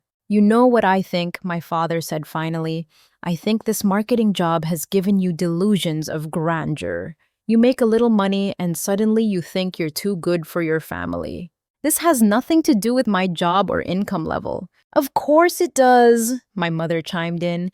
Ever since you started making decent money, you've been acting like you're superior to the rest of us. This whole legal threat is just your way of showing off your financial independence. You stole my money, Mom. That's the opposite of showing off financial independence. We borrowed some money for family purposes, my father corrected, and we offered to pay it back on reasonable terms. But that's not good enough for you because you want to punish us for not treating you like some kind of princess. The conversation continued deteriorating as my parents revealed their true perspective on the situation. In their minds, I was an ungrateful daughter who owed them financial support and should be grateful for any attention they provided. The wedding exclusion was my own fault for not maintaining better communication. The theft was justified family financial assistance that I should have expected and accepted. You know what we've decided, my mother said as I prepared to leave. We're going to file for a restraining order against you. All this harassment and threats have to stop. Harassment. You've been calling vendors and telling them we committed fraud, my father explained. You've been threatening us with criminal charges. You've been spreading lies about our family to anyone who will listen. I've been documenting crimes you actually committed. We've talked to several relatives, and they all agree that you're behaving erratically, my mother continued. Some of them think you might be having a mental health crisis. So now questioning theft and fraud equals mental illness. Questioning is one thing, my father said, but obsessing over money and threatening family members crosses the line into concerning behavior. I realized that the dinner invitation had been a trap designed to get me on record, refusing their inadequate settlement offer, providing them with justification for escalating their harassment campaign. They'd never intended to acknowledge their crimes or agree to fair restitution. "I'm leaving," I said, standing up from the table. "Gabriella, wait," my mother called after me. "We love you and we want to work this out, but you have to be reasonable about what we can afford and stop treating us like criminals." "You are criminals," I replied. "The bank statements and forged contracts prove it." "Those documents can be explained," my father said, "but your behavior can't be. You're destroying this family over money that you didn't even need." As I reached the front door, my mother delivered one final manipulation. "Marcus thinks we should cut off all contact with you until you get psychiatric help. He says Jessica is afraid you might become violent if this continues." I turned back to look at the two people who had raised me, fed me, and claimed to love me for 28 years. Their faces reflected no remorse, no acknowledgement of wrongdoing, no concern for the damage they'd inflicted on my financial security and emotional well-being. "I'll see you in court," I said, walking out into the cool evening air. The drive home felt like leaving a foreign country where I'd never understood the language or customs. My parents had revealed that they viewed me as a financial resource rather than a daughter, and that they expected gratitude for stealing from me while excluding me from family life. But they'd also revealed something else. They were scared. People don't threaten restraining orders and psychiatric evaluations unless they're desperately afraid of the consequences of their actions. The legal system would provide the accountability they refused to accept voluntarily. My money would be recovered, my credit would be restored, and my parents would learn that family relationships don't create exemptions from criminal law. It was time to stop hoping for reconciliation and start focusing entirely on justice. Monday morning found me sitting in William Harrison's office at 9 o'clock sharp, armed with detailed notes from Sunday's disastrous dinner and a recording I'd made on my phone of my parents' final threats and manipulations. The forced time off from work had at least given me the opportunity to focus completely on building the strongest possible legal case. "They offered $500 per month for 6 years, I explained, sliding my notes across William's mahogany desk. "No interest, no acknowledgement of the fraudulent vendor charges, and no acceptance of responsibility for the systematic nature of their crimes." William reviewed my documentation while his assistant Margaret took detailed notes. 40% restitution over 6 years with no guarantee they'll actually make the payments and no legal consequences if they default. That's not a settlement offer, it's an insult. It gets worse. They threatened to file for a restraining order against me and suggested I need psychiatric evaluation for pursuing legal action against their theft. "Classic manipulation tactics," William said, adding notes to my file. "When people can't defend their actions on the merits, they attack the victim's credibility and mental state. It actually strengthens our case because it demonstrates consciousness of guilt." "What's our next move?" "We escalate significantly. I've been in contact with Detective Rachel Martinez from the Financial Crimes Unit, and she's reviewed the evidence we've assembled. She agrees that your parents' crimes meet the threshold for felony prosecution." Margaret handed me a business card for Detective Martinez, along with a folder containing additional documentation. "We've also been working with a private investigator who specializes in family financial fraud cases.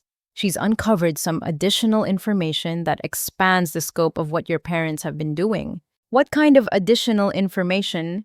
"I'd like you to meet Sarah Chen," William said, pressing his intercom button. "She's waiting in the conference room." Sarah Chen turned out to be a woman in her 40s with the sharp, observant demeanor of someone who'd spent years uncovering financial crimes. The conference room table was covered with printouts, bank statements, and credit reports that looked far more extensive than anything I'd provided. "Miss Morrison, I've been investigating your family's financial activities for the past week." Sarah began spreading documents across the table. "What you discovered was just the tip of the iceberg." "What do you mean?" Your parents have been using your personal information to access financial services for approximately 4 years, not 18 months. The unauthorized savings account transfers were just the most recent and obvious theft. Sarah pulled out a credit report that showed accounts I'd never opened and loans I'd never applied for. 3 credit cards opened in your name using applications with forged signatures. A personal loan from a credit union for $12,000 that you supposedly signed for but never received money from. Store credit accounts at furniture and appliance retailers that were used to purchase items for your parents' house. How is that possible? I check my credit report annually. They were careful to make payments on time and keep balances low so the accounts wouldn't trigger fraud alerts. The credit cards were used primarily for groceries, gas, and household expenses rather than large purchases that might have attracted attention. William leaned forward, studying the credit report. This demonstrates sophisticated long-term financial fraud rather than impulsive family boundary violations. The systematic nature and extended timeline will significantly strengthen the criminal case. There's more, Sarah continued. I've been in contact with Thomas Wright, a financial recovery specialist who's worked similar cases. He's identified additional assets your parents have acquired using fraudulent credit in your name. What kind of assets? A timeshare vacation property in Florida, purchased 18 months ago with you listed as a co-signer on financing you never authorized. A boat loan for $23,000 with your name on the application and your supposed signature on the contracts. The room began to spin as the full scope of my parents' crimes became clear. This wasn't about home renovations and wedding expenses.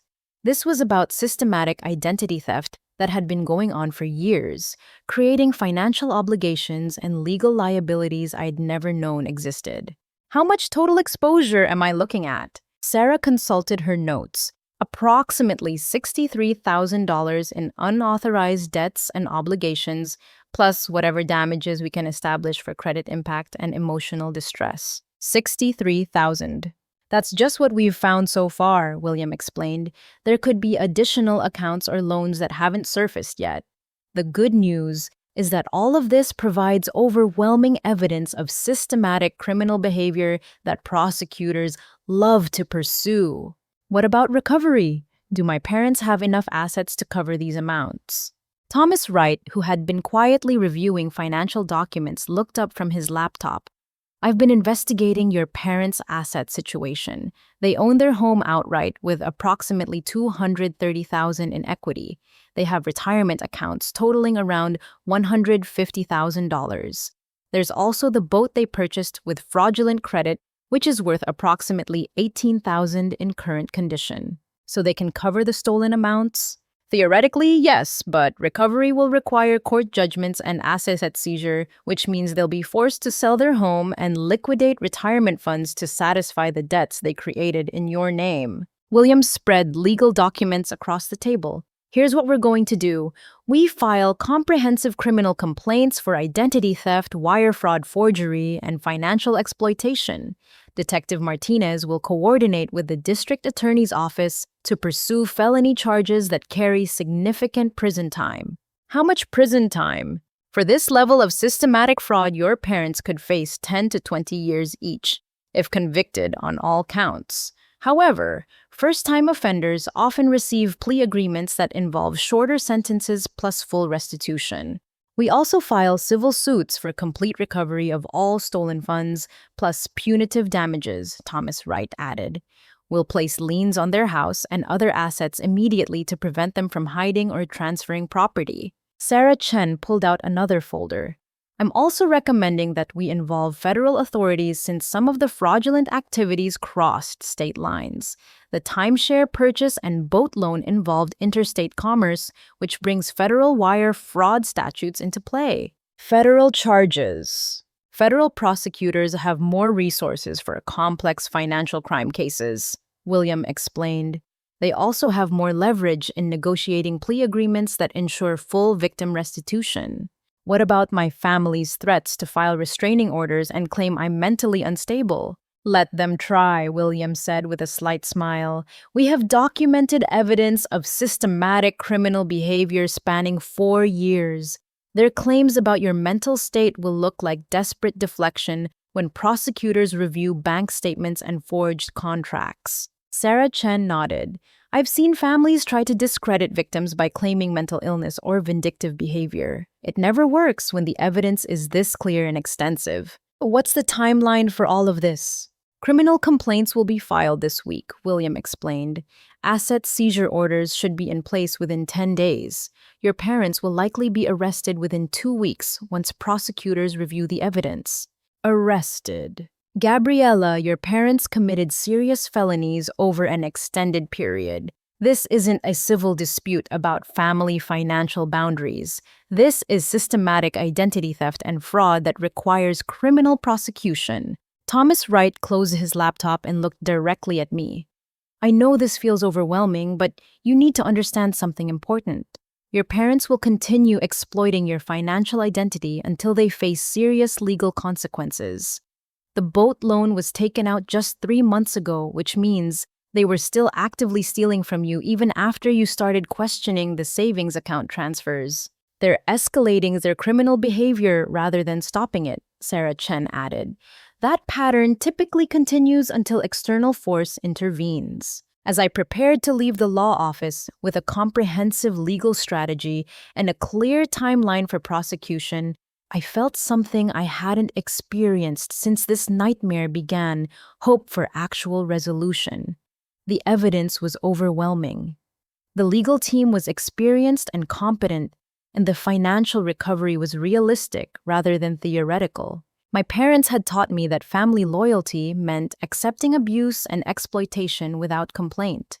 Now I was learning that real protection comes from legal systems designed to hold criminals accountable, regardless of their relationship to their victims. The people who had raised me were about to discover that stealing someone's identity and financial security carries serious consequences even when the victim is too trusting to notice the systematic theft for years. Justice was coming, and it would be thorough, comprehensive, and completely unavoidable. Tuesday morning brought a conference call that would forever change my understanding of how extensive my parents' financial crimes had been. Sarah Chen had spent the weekend coordinating with Thomas Wright and Detective Martinez to compile what she called the most comprehensive family fraud case she'd encountered in 15 years of financial investigation. Gabriella, I need you to sit down before I share what we've discovered, Sarah said, her voice carrying the weight of someone about to deliver devastating news. The documentation we've assembled paints a picture of systematic financial exploitation that began almost immediately after you started your current job. I was sitting in my apartment kitchen surrounded by legal documents and evidence folders that had taken over my dining table. The forced time off from work had at least allowed me to focus completely on understanding the scope of what had been done to me. How much worse can it get? I asked, though part of me wasn't sure I wanted to know the answer. We've identified 13 separate financial accounts opened in your name without your authorization, Thomas Wright said, joining the call from his office.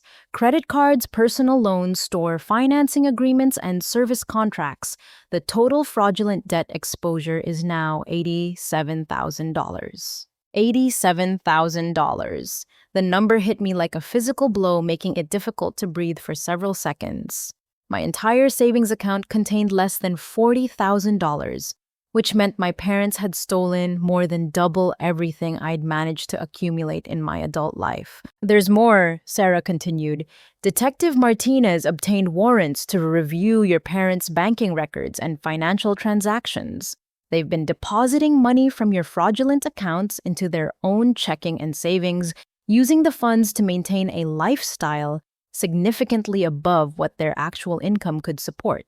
What kind of lifestyle? Dining out 3 to 4 times per week at expensive restaurants, monthly spa treatments for your mother, golf club membership fees for your father, vacation expenses for trips to Las Vegas, Atlantic City, and a Caribbean cruise last spring. They've been living like people with substantial disposable income, while their legitimate retirement funds remained largely untouched. The revelation that my parents had been using stolen money to fund luxury lifestyle choices while excluding me from family events felt like another layer of betrayal. They hadn't stolen from me to cover basic living expenses or medical emergencies. They'd robbed me to pay for entertainment and indulgences. Detective Martinez wants to meet with you this afternoon to review the evidence and discuss the criminal prosecution timeline, Thomas Wright said. She's coordinating with federal prosecutors because the interstate financial activities meet the criteria for federal wire fraud charges. Federal prosecutors.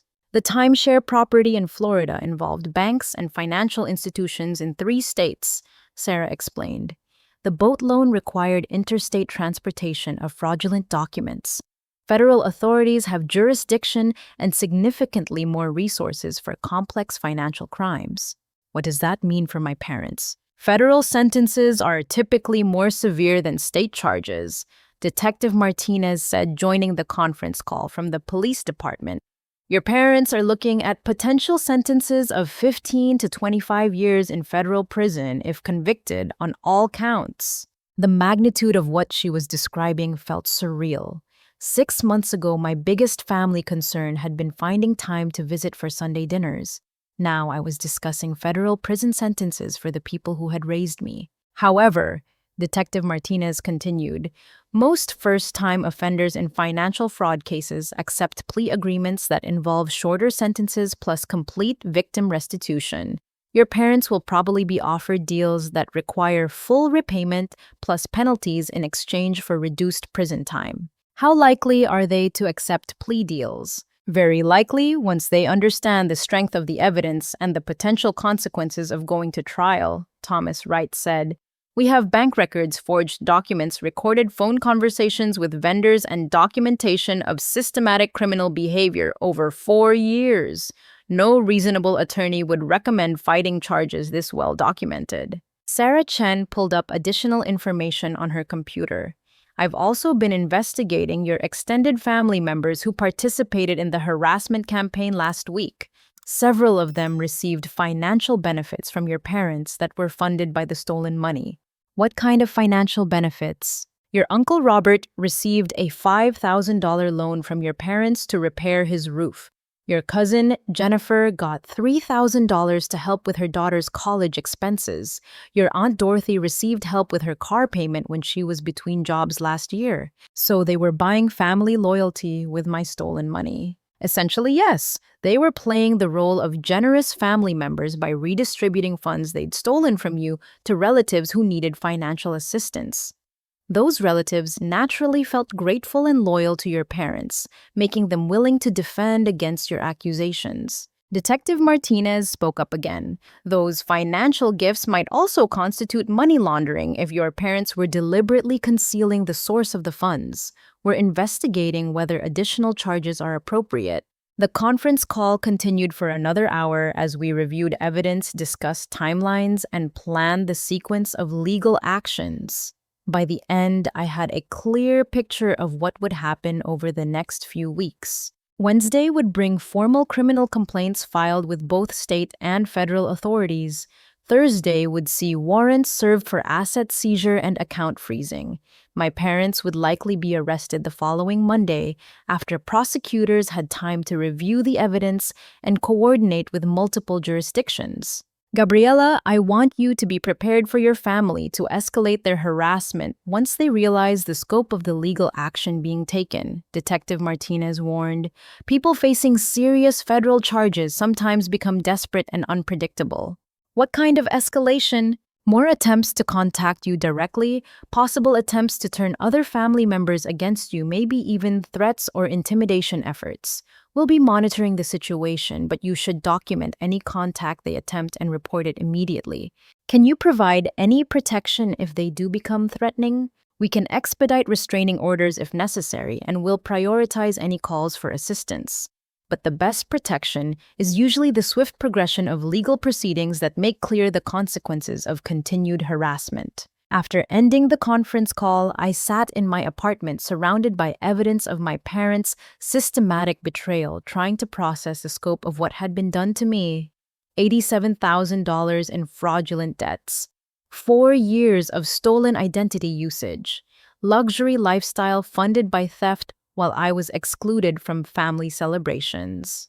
My phone rang and I expected it to be another call from the legal team or Detective Martinez. Instead, the caller ID showed Marcus. Gabby, what the hell have you done? His voice was filled with rage and accusation. Mom and Dad just got calls from some detective asking about financial crimes. Are you really having them investigated by the police?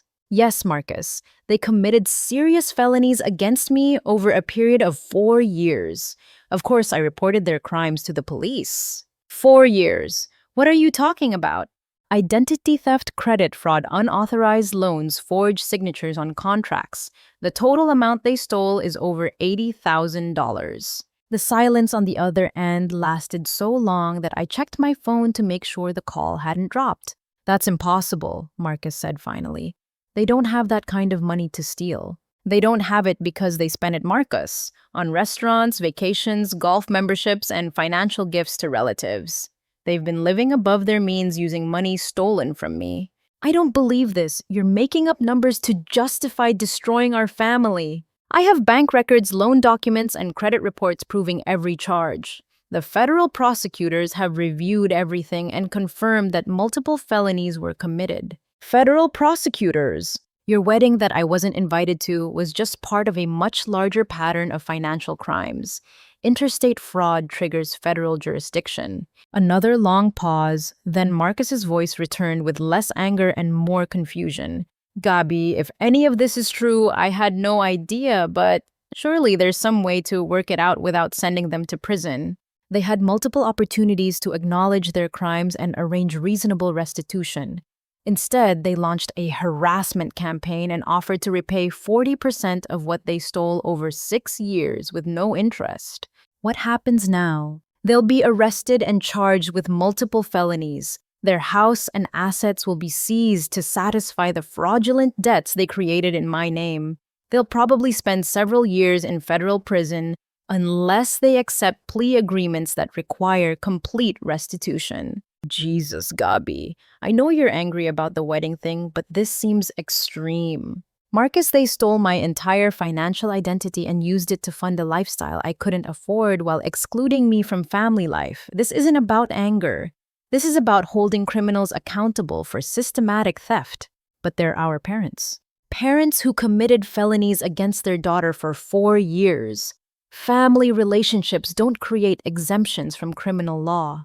The conversation ended with Marcus hanging up without saying goodbye, but I could tell that the reality of the situation was finally beginning to penetrate the manipulation and denial that had characterized my family's response to my accusations. Tomorrow would bring the formal filing of criminal charges that would make everything official and unavoidable. My parents would learn that stealing someone's financial identity carries serious legal consequences regardless of family relationships or claimed good intentions. The evidence was overwhelming, the legal team was competent and experienced, and the prosecution would be thorough and comprehensive. Justice was no longer a hope or possibility. It was an approaching certainty that would restore my financial security and demonstrate that even family members must be held accountable for betraying trust and violating law. Wednesday morning arrived with the kind of crisp autumn clarity that made everything seem more vivid and purposeful. I was sitting in Detective Martinez's office at 8:30 reviewing final documentation before the formal filing of criminal charges that would transform my family's crimes from private betrayal into public legal proceedings. The federal prosecutors are ready to move forward, Detective Martinez explained, organizing warrant paperwork across her desk. We'll be serving arrest warrants and asset seizure orders simultaneously this afternoon to prevent your parents from attempting to hide and transfer any property. How does the arrest process work? Standard procedure for financial crimes. We'll take them into custody at their home, process them at the federal detention facility, and they'll have arraignment hearings tomorrow morning. Given the amount of money involved and the flight risk assessment, they'll probably be held without bail initially. Flight risk. People facing federal fraud charges sometimes attempt to flee jurisdiction, especially when they have assets that could be liquidated for travel funds. Your parents own their house outright and have retirement accounts that could theoretically fund relocation efforts. Thomas Wright had arrived early to coordinate the asset seizure process. We've identified all their major assets and prepared liens that will freeze everything pending resolution of the criminal case and victim restitution proceedings. What exactly gets seized? The house, obviously, since it's their primary asset, both vehicles, all bank accounts, checking and savings, the boat they purchased with fraudulent credit in your name, the timeshare property in Florida. Their retirement accounts will be frozen but not liquidated unless necessary for restitution. The scope of what was about to happen felt both satisfying and overwhelming. My parents would go from comfortable retirement to complete financial devastation in a single afternoon, losing everything they'd acquired through 4 years of systematic theft. At 2:15, I received a text from Detective Martinez. Warrant served, your parents are in custody. Asset seizure complete. Will call with details in 1 hour. The words on my phone screen felt surreal. 6 months ago, the idea of my parents being arrested and having their assets seized would have seemed like the plot of some impossible nightmare. Now, it was simply the logical consequence of crimes they'd chosen to commit over an extended period. My phone started ringing within minutes of the detective's text. The first call came from Marcus. Gabby, what did you do? Mom and Dad just got arrested at their house. There were police cars and federal agents, and they're saying something about felony charges. I told you this was going to happen, Marcus. They committed serious federal crimes, and now they're facing the legal consequences. But they're 68 and 70 years old. They're not dangerous criminals. Age doesn't create immunity from criminal prosecution for financial fraud. They systematically stole my identity and created massive fraudulent debts over 4 years. The police said something about seizing their house. Where are they supposed to live? That's something they should have considered before they started committing felonies. People who steal $87,000 lose the right to comfortable housing funded by their crimes. The conversation continued with Marcus alternating between anger at me for pursuing a prosecution and shock at the scope of charges his parents were facing. He clearly hadn't believed my earlier explanations about the systematic nature of their fraud. The second call came from Jessica, sobbing so hard that I could barely understand her words. Gabriella, please, you have to stop this. Marcus is completely falling apart and I don't know what to do. His parents are in jail and he's saying you had them arrested for helping with our wedding. Jessica, this has nothing to do with your wedding specifically. They used my stolen identity for 4 years to fund a lifestyle they couldn't afford. The wedding expenses were just part of a much larger pattern of financial crimes. But couldn't you work this out privately? Sending elderly people to prison seems so cruel. They had multiple opportunities to acknowledge their crimes and arrange reasonable restitution. Instead, they offered to repay 40% of what they stole with no interest and launched a harassment campaign to discredit my legitimate grievances. Marcus says they might go to federal prison for 20 years.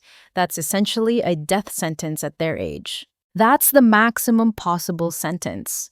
First-time offenders usually receive plea agreements with shorter sentences plus complete victim restitution. Can't you drop the charges? Please, Gabriella, I'm begging you.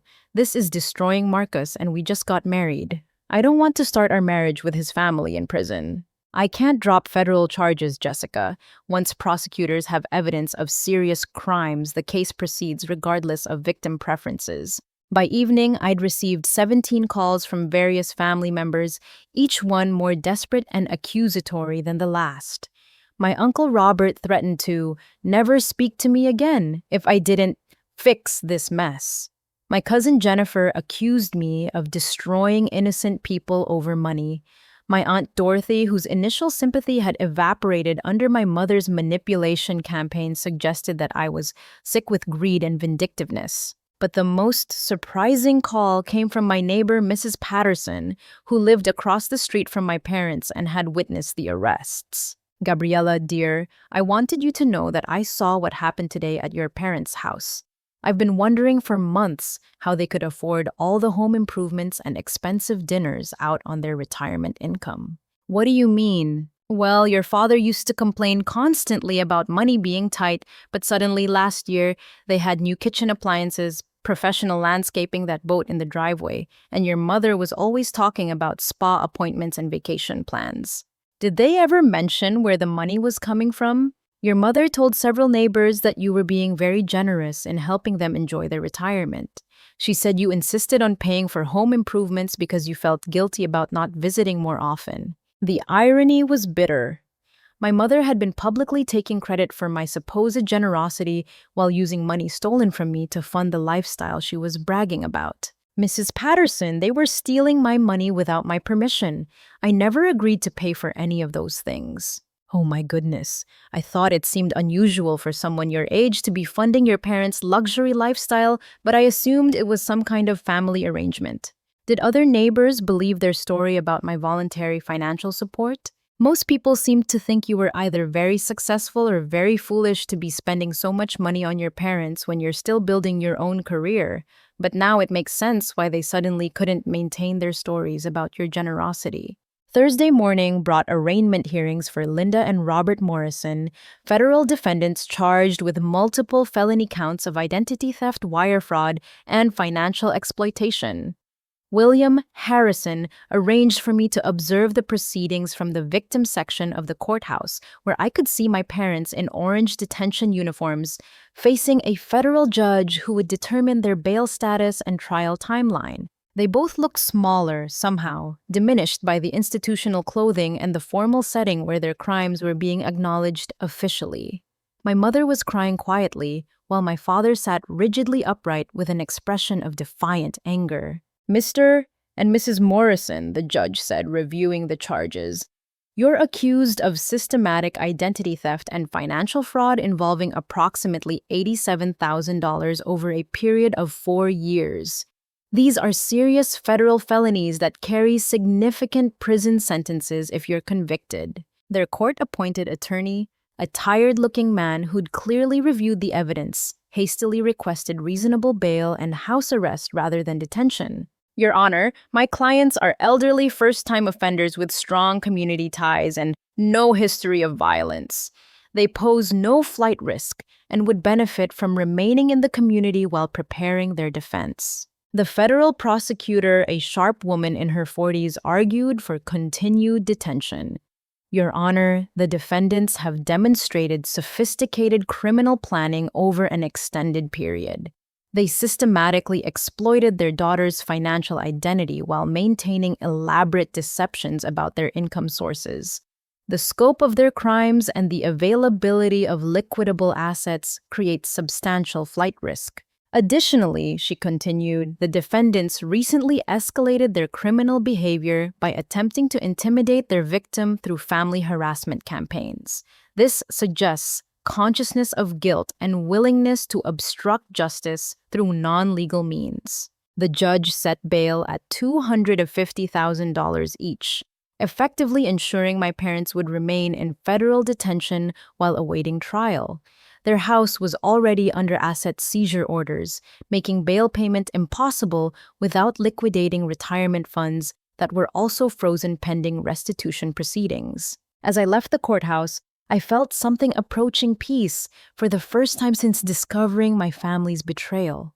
The legal system was functioning exactly as designed, providing accountability for people who had exploited trust and violated law. My parents were learning that family relationships don't create immunity from consequences when those relationships are used to facilitate criminal behavior. The evidence was overwhelming, the prosecution was competent and thorough, and justice was proceeding with inexorable precision. The people who had raised me to believe that family loyalty meant accepting abuse and exploitation were about to discover that real protection comes from legal institutions designed to hold criminals accountable, regardless of their relationships to their victims.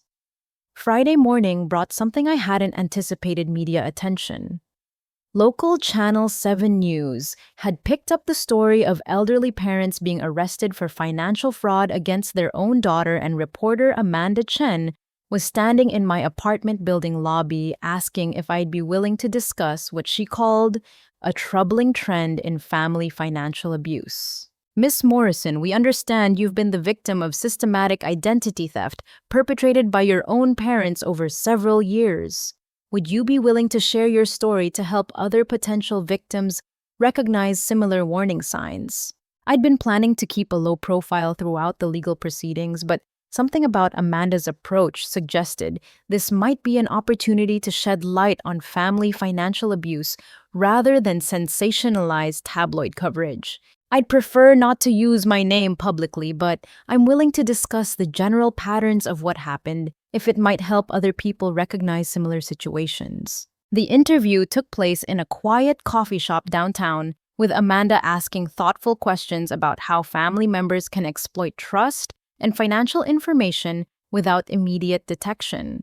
I explained the gradual nature of the theft, the way unauthorized account access can look like legitimate family financial assistance, and the emotional manipulation tactics used to discourage victims from seeking legal recourse. What would you want other people in similar situations to know? Amanda asked near the end of our conversation. That family relationships don't excuse criminal behavior and that seeking legal protection isn't betraying anyone who actually loves you.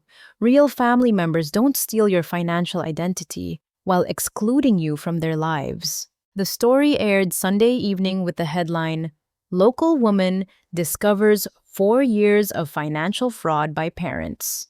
While my name wasn't used enough, identifying details were included that anyone familiar with the Morrison family would recognize the situation. Monday morning brought a flood of phone calls from relatives who'd seen the news coverage, but these conversations felt different from the earlier harassment campaign. Instead of defending my parents or attacking my credibility, family members were beginning to ask uncomfortable questions about financial interactions they'd previously accepted without scrutiny. My cousin Patricia called first, her voice subdued and thoughtful. "Gabby, I saw the news story last night and I need to ask you about something. 2 years ago, Aunt Linda gave me $3,000 to help with medical bills when I was between insurance policies. At the time, I thought she was being incredibly generous, but now I'm wondering where that money actually came from." According to the investigators, Mom and Dad were redistributing stolen funds to various family members to maintain their image as generous, successful retirees. "So the money she gave me was stolen from you?" "Probably. They were using fraudulent credit accounts and unauthorized access to my savings to fund a lifestyle significantly above what their retirement income could support." "Oh my God, Gabby." I thanked her constantly for that help. "I felt so grateful that I defended them when you started talking about financial problems." "You couldn't have known, Patricia. They were very careful to create believable stories about where the money was coming from." Similar conversations followed throughout the day. Uncle Robert realized that the $5,000 loan he'd received for roof repairs had probably come from my stolen accounts. Cousin Jennifer understood that her daughter's college expense assistance had been funded by fraud. Aunt Dorothy connected her car payment help to the systematic theft that had been revealed in court documents. The most significant call came from Marcus on Tuesday afternoon. "Gabby, I've been looking at the court records and the news coverage, and I need to understand something. The investigators say Mom and Dad created $87,000 in fraudulent debt using your identity. Is that accurate?" "Yes. Credit cards, personal loans, store financing, service contracts. All opened in my name without my permission with forged signatures on the applications. The boat loan was in your name. $23,000 with my supposed signature authorizing the debt. Jesus, I went fishing on that boat with Dad last month. I had no idea it was purchased with stolen credit.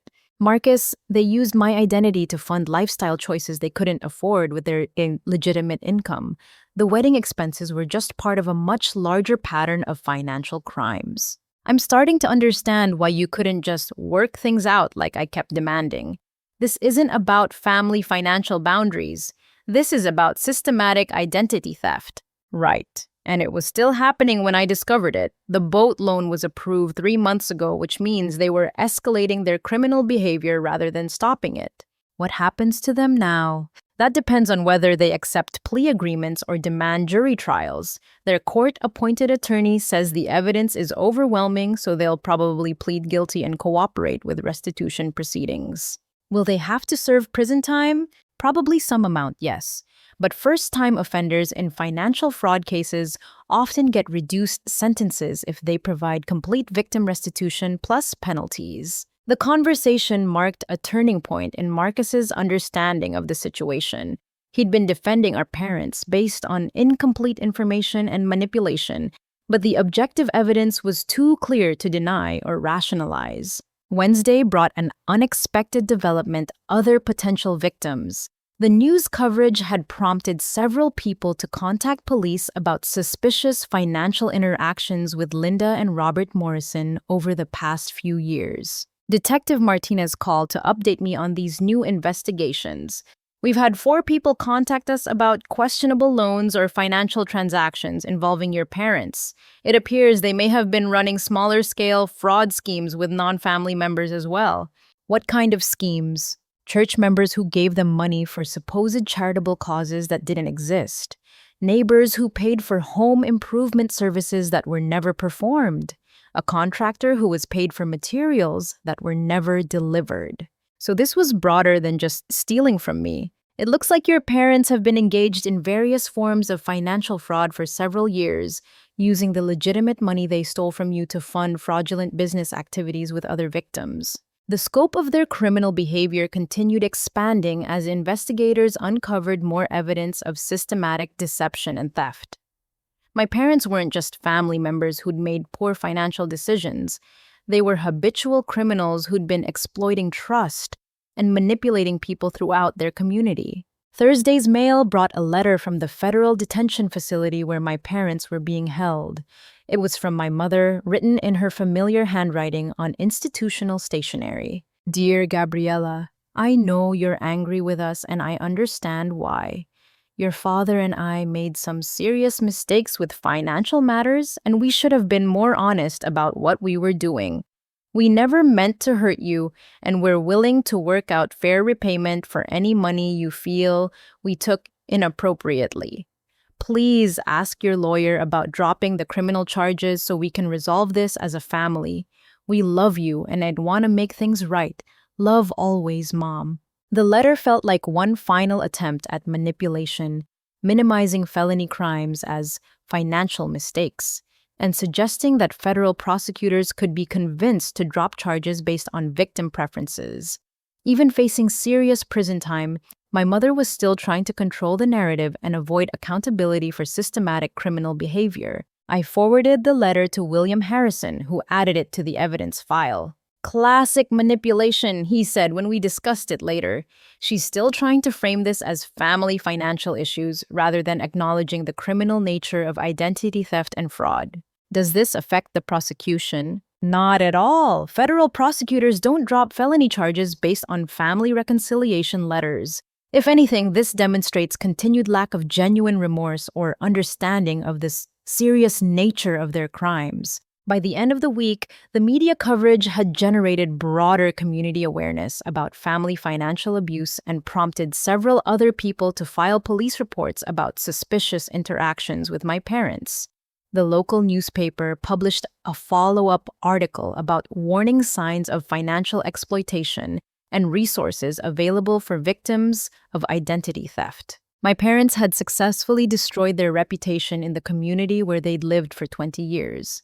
The generous, successful retirees who'd been admired for their financial stability and family generosity were revealed as systematic criminals who'd been stealing from their own daughter while defrauding neighbors and fellow church members. The people who'd taught me that family loyalty meant accepting abuse and exploitation were learning that criminal behavior eventually results in public exposure and social consequences that extend far beyond legal penalties. Justice wasn't just being served through the court system, it was being reinforced by community recognition that financial fraud is unacceptable regardless of family relationships or claimed good intentions. 3 months after my parents' arrest, their defense attorney requested a meeting to discuss plea agreements.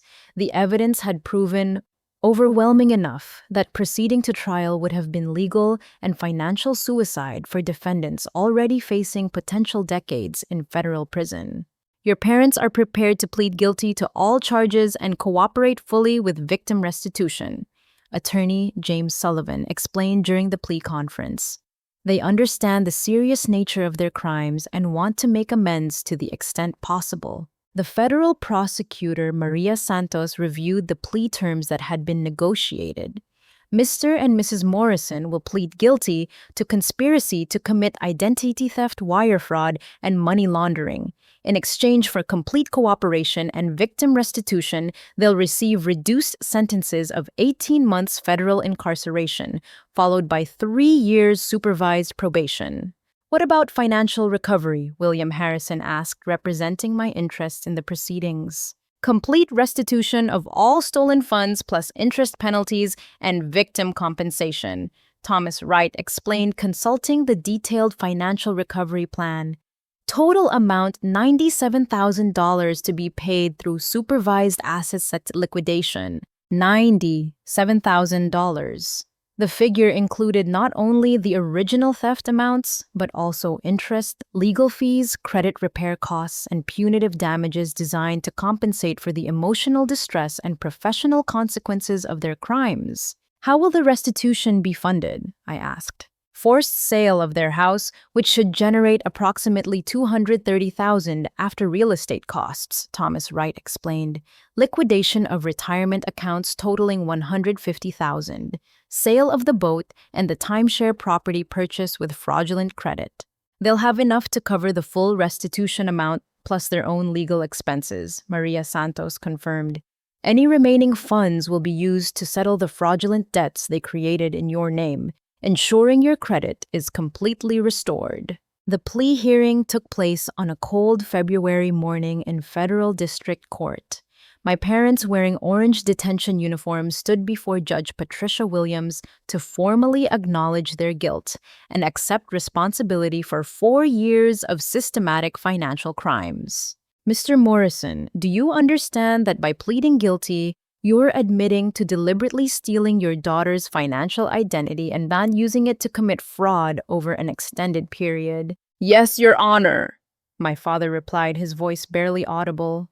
Mrs. Morrison, do you understand that your actions constituted serious federal felonies that harmed not only your daughter, but also multiple community members who trusted your representations about charitable causes and business services? Yes, Your Honor, my mother whispered, tears streaming down her face. Judge Williams reviewed the plea agreement and restitution terms before delivering her sentencing decision. Mr. and Mrs. Morrison, you've committed crimes that represent a profound betrayal of family trust and community relationships. You systematically exploited your daughter's financial identity while maintaining elaborate deceptions about your own criminal behavior. The court accepts your guilty pleas and sentences you each to 18 months federal incarceration, followed by 3 years supervised probation with complete victim restitution as specified in the plea agreement.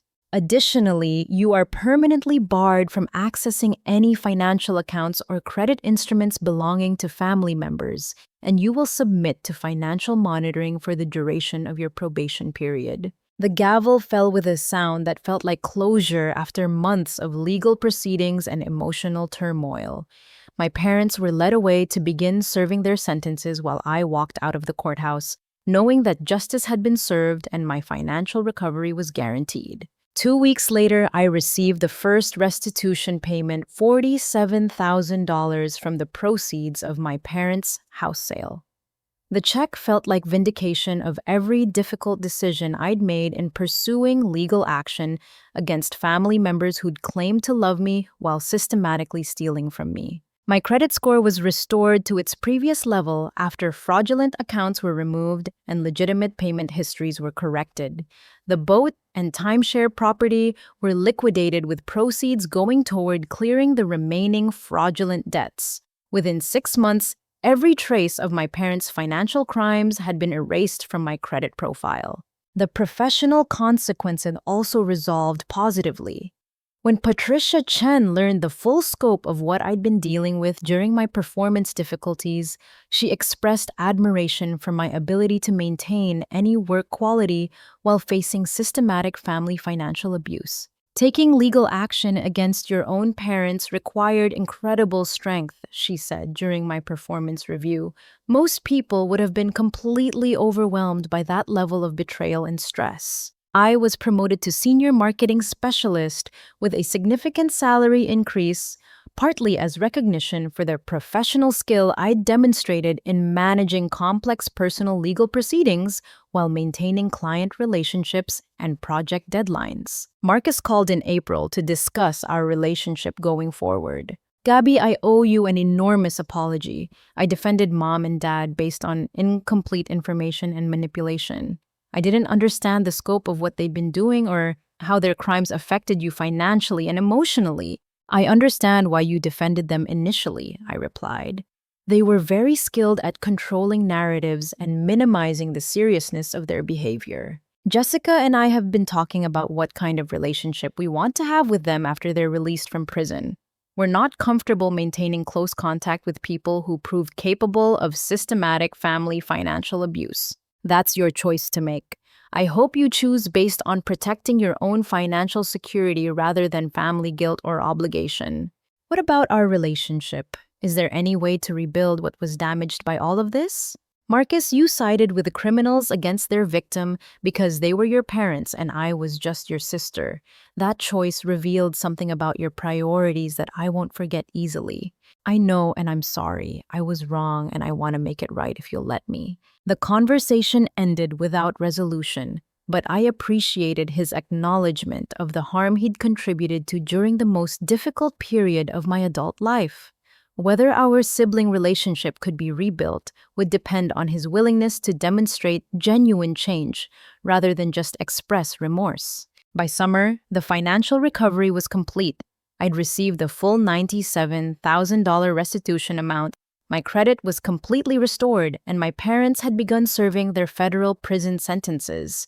The legal victory was comprehensive and undeniable, proving that family relationships don't create immunity from consequences when those relationships are used to facilitate criminal behavior. The people who'd raised me to believe that family loyalty meant accepting abuse and exploitation had learned that real accountability comes from legal institutions designed to protect victims, regardless of their relationships to their victimizers. My money was recovered, my credit was restored, and my future financial security was protected by court orders that would prevent any future exploitation attempts. Justice had been served completely and thoroughly. With the legal victory secured and financial recovery complete, I found myself facing a question I hadn't anticipated.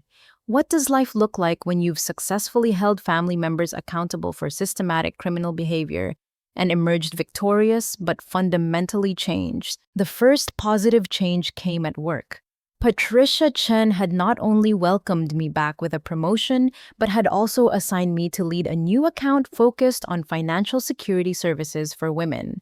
The client, Secure Start Financial, wanted to develop marketing campaigns specifically addressing family financial abuse and identity theft protection.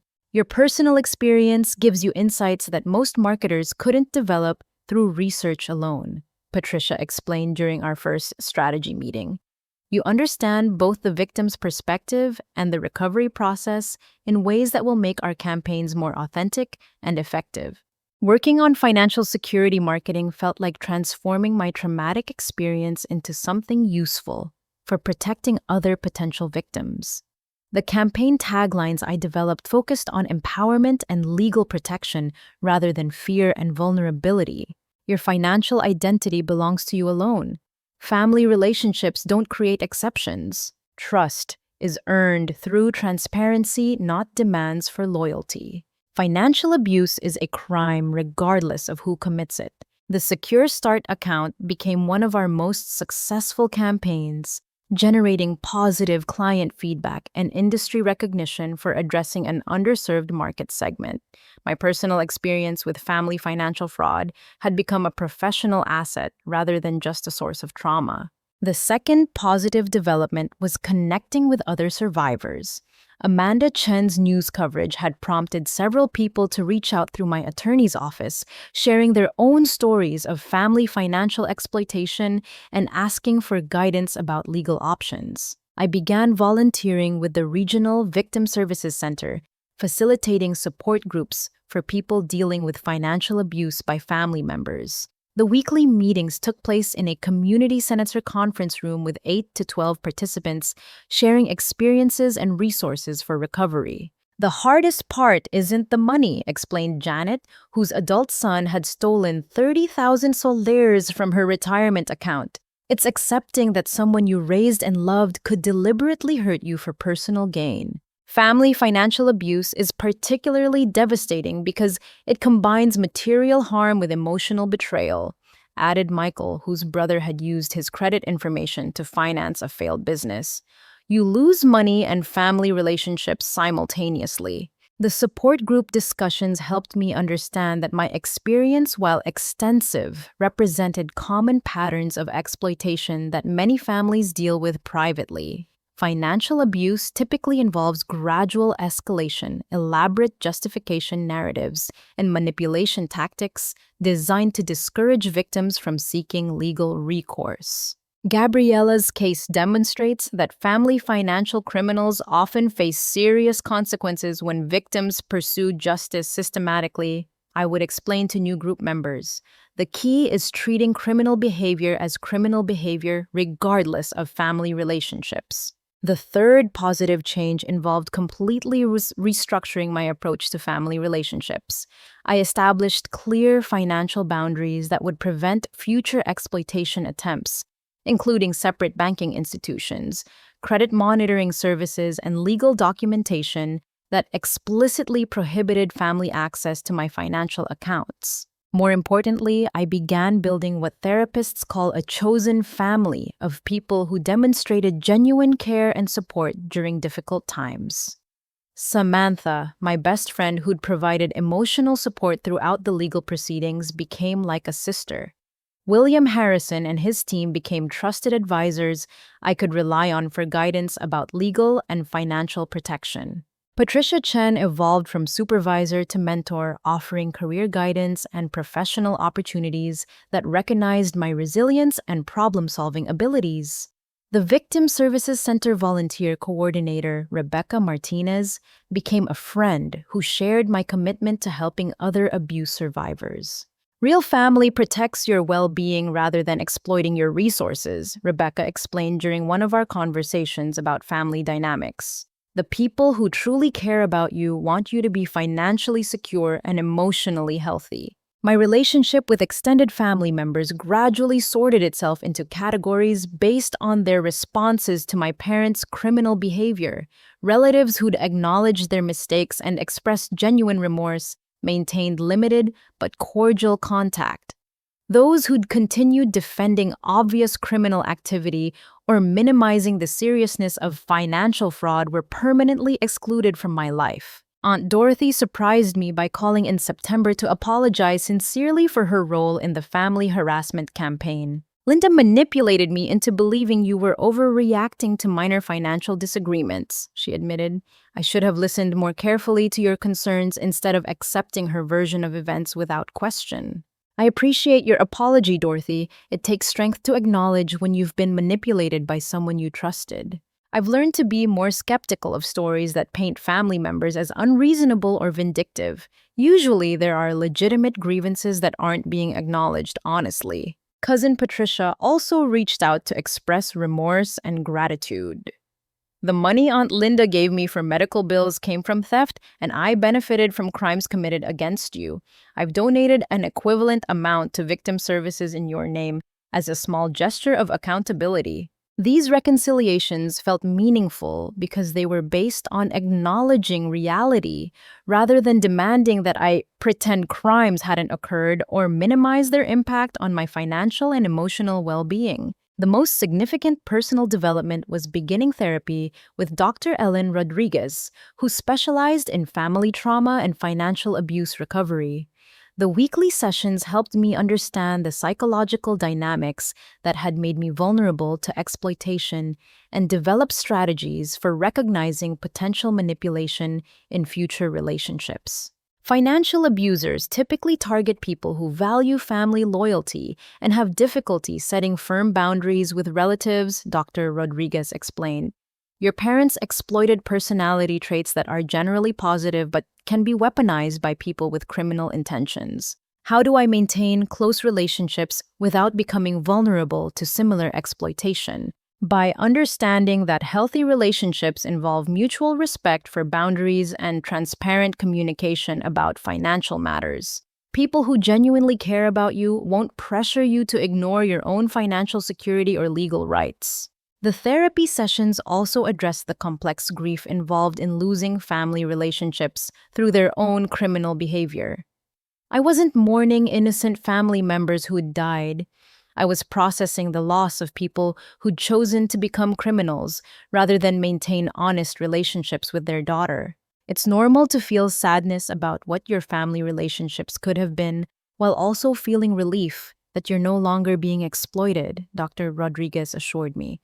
Both emotions can coexist without contradiction. By Christmas, I was living in a larger apartment funded by the financial recovery and promotion, surrounded by chosen family members who celebrated my strength and resilience, rather than demanding that I minimize my own experiences for their comfort. The holiday season felt different than any I'd experienced as an adult. Instead of navigating family dynamics that prioritize keeping peace over addressing problems. Honestly, I was surrounded by people who valued truth, accountability, and genuine mutual support. You've transformed a devastating betrayal into an opportunity for building better relationships based on authentic care rather than obligation, Rebecca Martinez observed during our holiday gathering. That takes incredible emotional intelligence and personal strength. The journey from family financial abuse victim to empowered survivor had required accepting painful truths about people I'd trusted completely, but it had also revealed the difference between relationships based on exploitation and relationships built on genuine mutual respect and care. My parents had taught me that family members exploit each other when given opportunities. My chosen family was teaching me that real love involves protecting each other's well-being rather than demanding sacrifice and acceptance of harmful behavior. 1 year after my parents' arrest, I was sitting in my new office overlooking downtown, reviewing financial security campaign materials when my phone rang. The caller ID showed Marcus and I debated whether to answer. Our relationship remained tentative and limited since his initial defense of our parents' criminal behavior. Gabby, I need to tell you something. Mom and Dad called me from prison yesterday asking about renovation payments for their old house. My stomach clenched with familiar anxiety before I remembered that the house had been sold months ago to fund my restitution, and my parents had no power to create financial obligations I'd be responsible for. What renovation payments? They seemed confused about their financial situation. They asked if I could contact you about continuing the monthly payments to help them maintain the property while they're incarcerated. The audacity was breathtaking. Even from federal prison, my parents were attempting to manipulate family members into providing financial support based on obligations that had never existed legitimately. I took a deep breath and delivered the response I'd been unconsciously rehearsing for months. Didn't I tell you? Tell me what? That all financial support ended with their criminal convictions and that any future contact requires going through my attorney. The silence on Marcus's end stretched long enough for me to savor the perfect reversal of their cruel dismissal of my wedding exclusion. The phrase that had been used to mock my legitimate expectations was now being returned to reject their illegitimate demands. Gabby, they seem to think you might be willing to help them financially while they're serving their sentences. Marcus, they stole my entire financial identity for 4 years, excluded me from family celebrations, and launched harassment campaigns when I pursued legal protection. They'll never receive voluntary financial support from me for any reason, but they're still our parents. They're convicted felons who chose criminal behavior over honest family relationships. The parent-child relationship ended when they decided to become my victimizers rather than my family. What am I supposed to tell them? Tell them that actions have consequence and that family relationships don't create immunity from those consequences when family members choose to commit crimes. After ending the call, I realized that the conversation marked a complete transformation in my relationship with family financial manipulation. Instead of feeling guilty for refusing unreasonable demands, I felt empowered by my ability to establish and maintain firm boundaries. The past year had taught me profound lessons about the difference between relationships based on mutual respect and relationships designed to facilitate exploitation. Real family members protect your financial security rather than systematically stealing from you. Genuine love involves transparency and honesty rather than manipulation and deception. People who claim to love you while committing crimes against you are revealing their true priorities and believing their justifications or accepting partial accountability only enables continued victimization. Family loyalty doesn't require accepting abuse.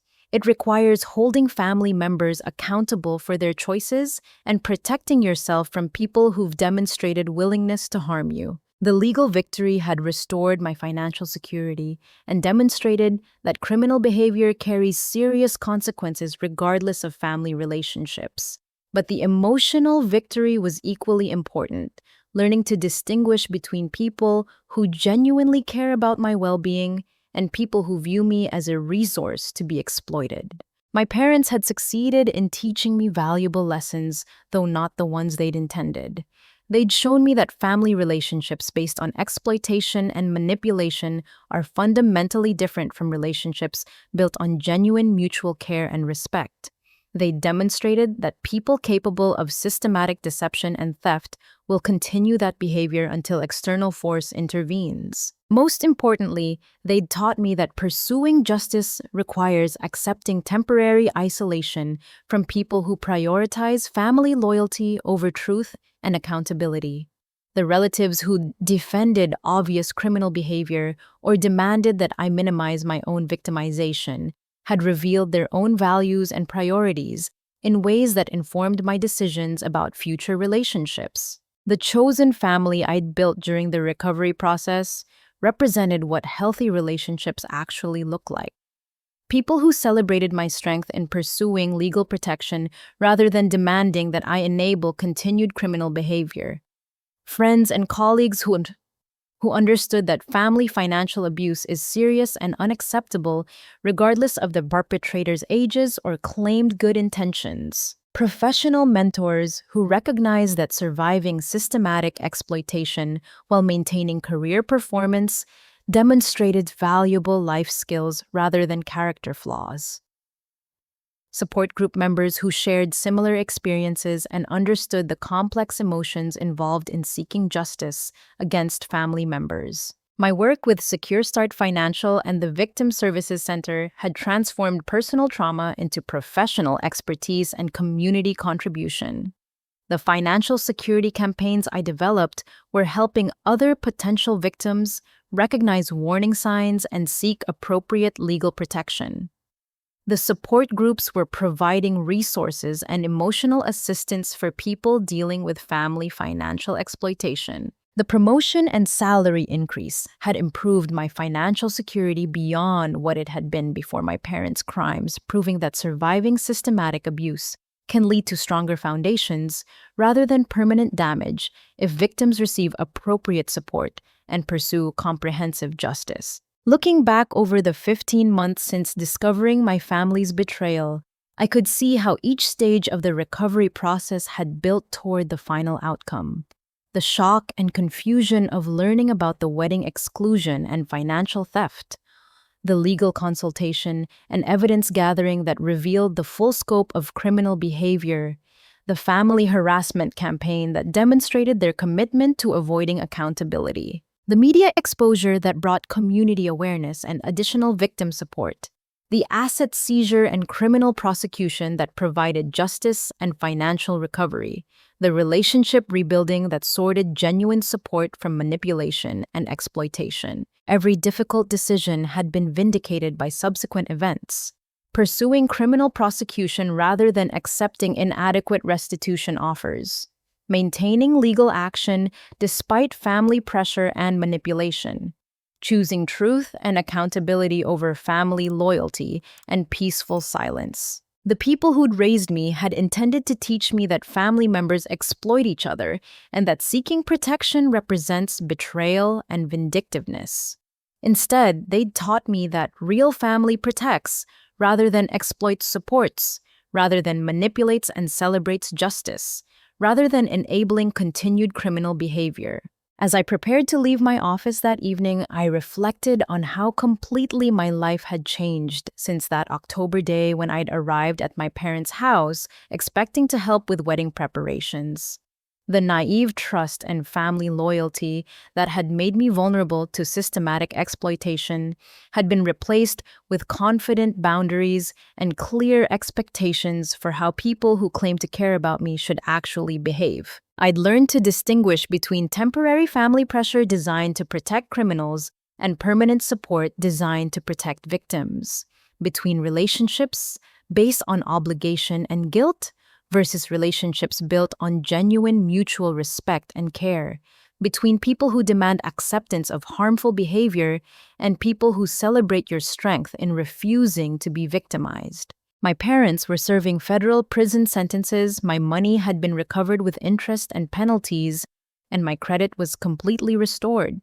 But more importantly, I developed the knowledge and skills necessary to prevent similar exploitation in the future, and to help other people recognize and respond to family financial abuse. The crystal vase I'd bought as a wedding gift still sat on my bookshelf, no longer representing naive family love, but serving as a reminder of how far I'd traveled from victimization to empowerment, from accepting manipulation to demanding accountability, from hoping for change to creating better relationships based on authentic mutual care. Justice had been served completely. Financial security had been restored permanently, and life lessons had been learned that would protect me and others for decades to come. The transformation was complete, and it was exactly what I'd needed to build the kind of life that no one could steal from me again. Have you ever experienced family members who crossed financial boundaries or betrayed your trust? How did you handle the situation, and what advice would you give to others facing similar challenges? I'd love to hear your thoughts and experiences in the comments below. If this story resonated with you, please like this video, subscribe for more real-life stories about overcoming family challenges, and share this with anyone who might benefit from hearing about the importance of setting boundaries and seeking justice when necessary. Thank you for listening, and remember that protecting yourself from exploitation isn't selfishness. It's self-respect, and everyone deserves relationships built on honesty and genuine care rather than manipulation and theft.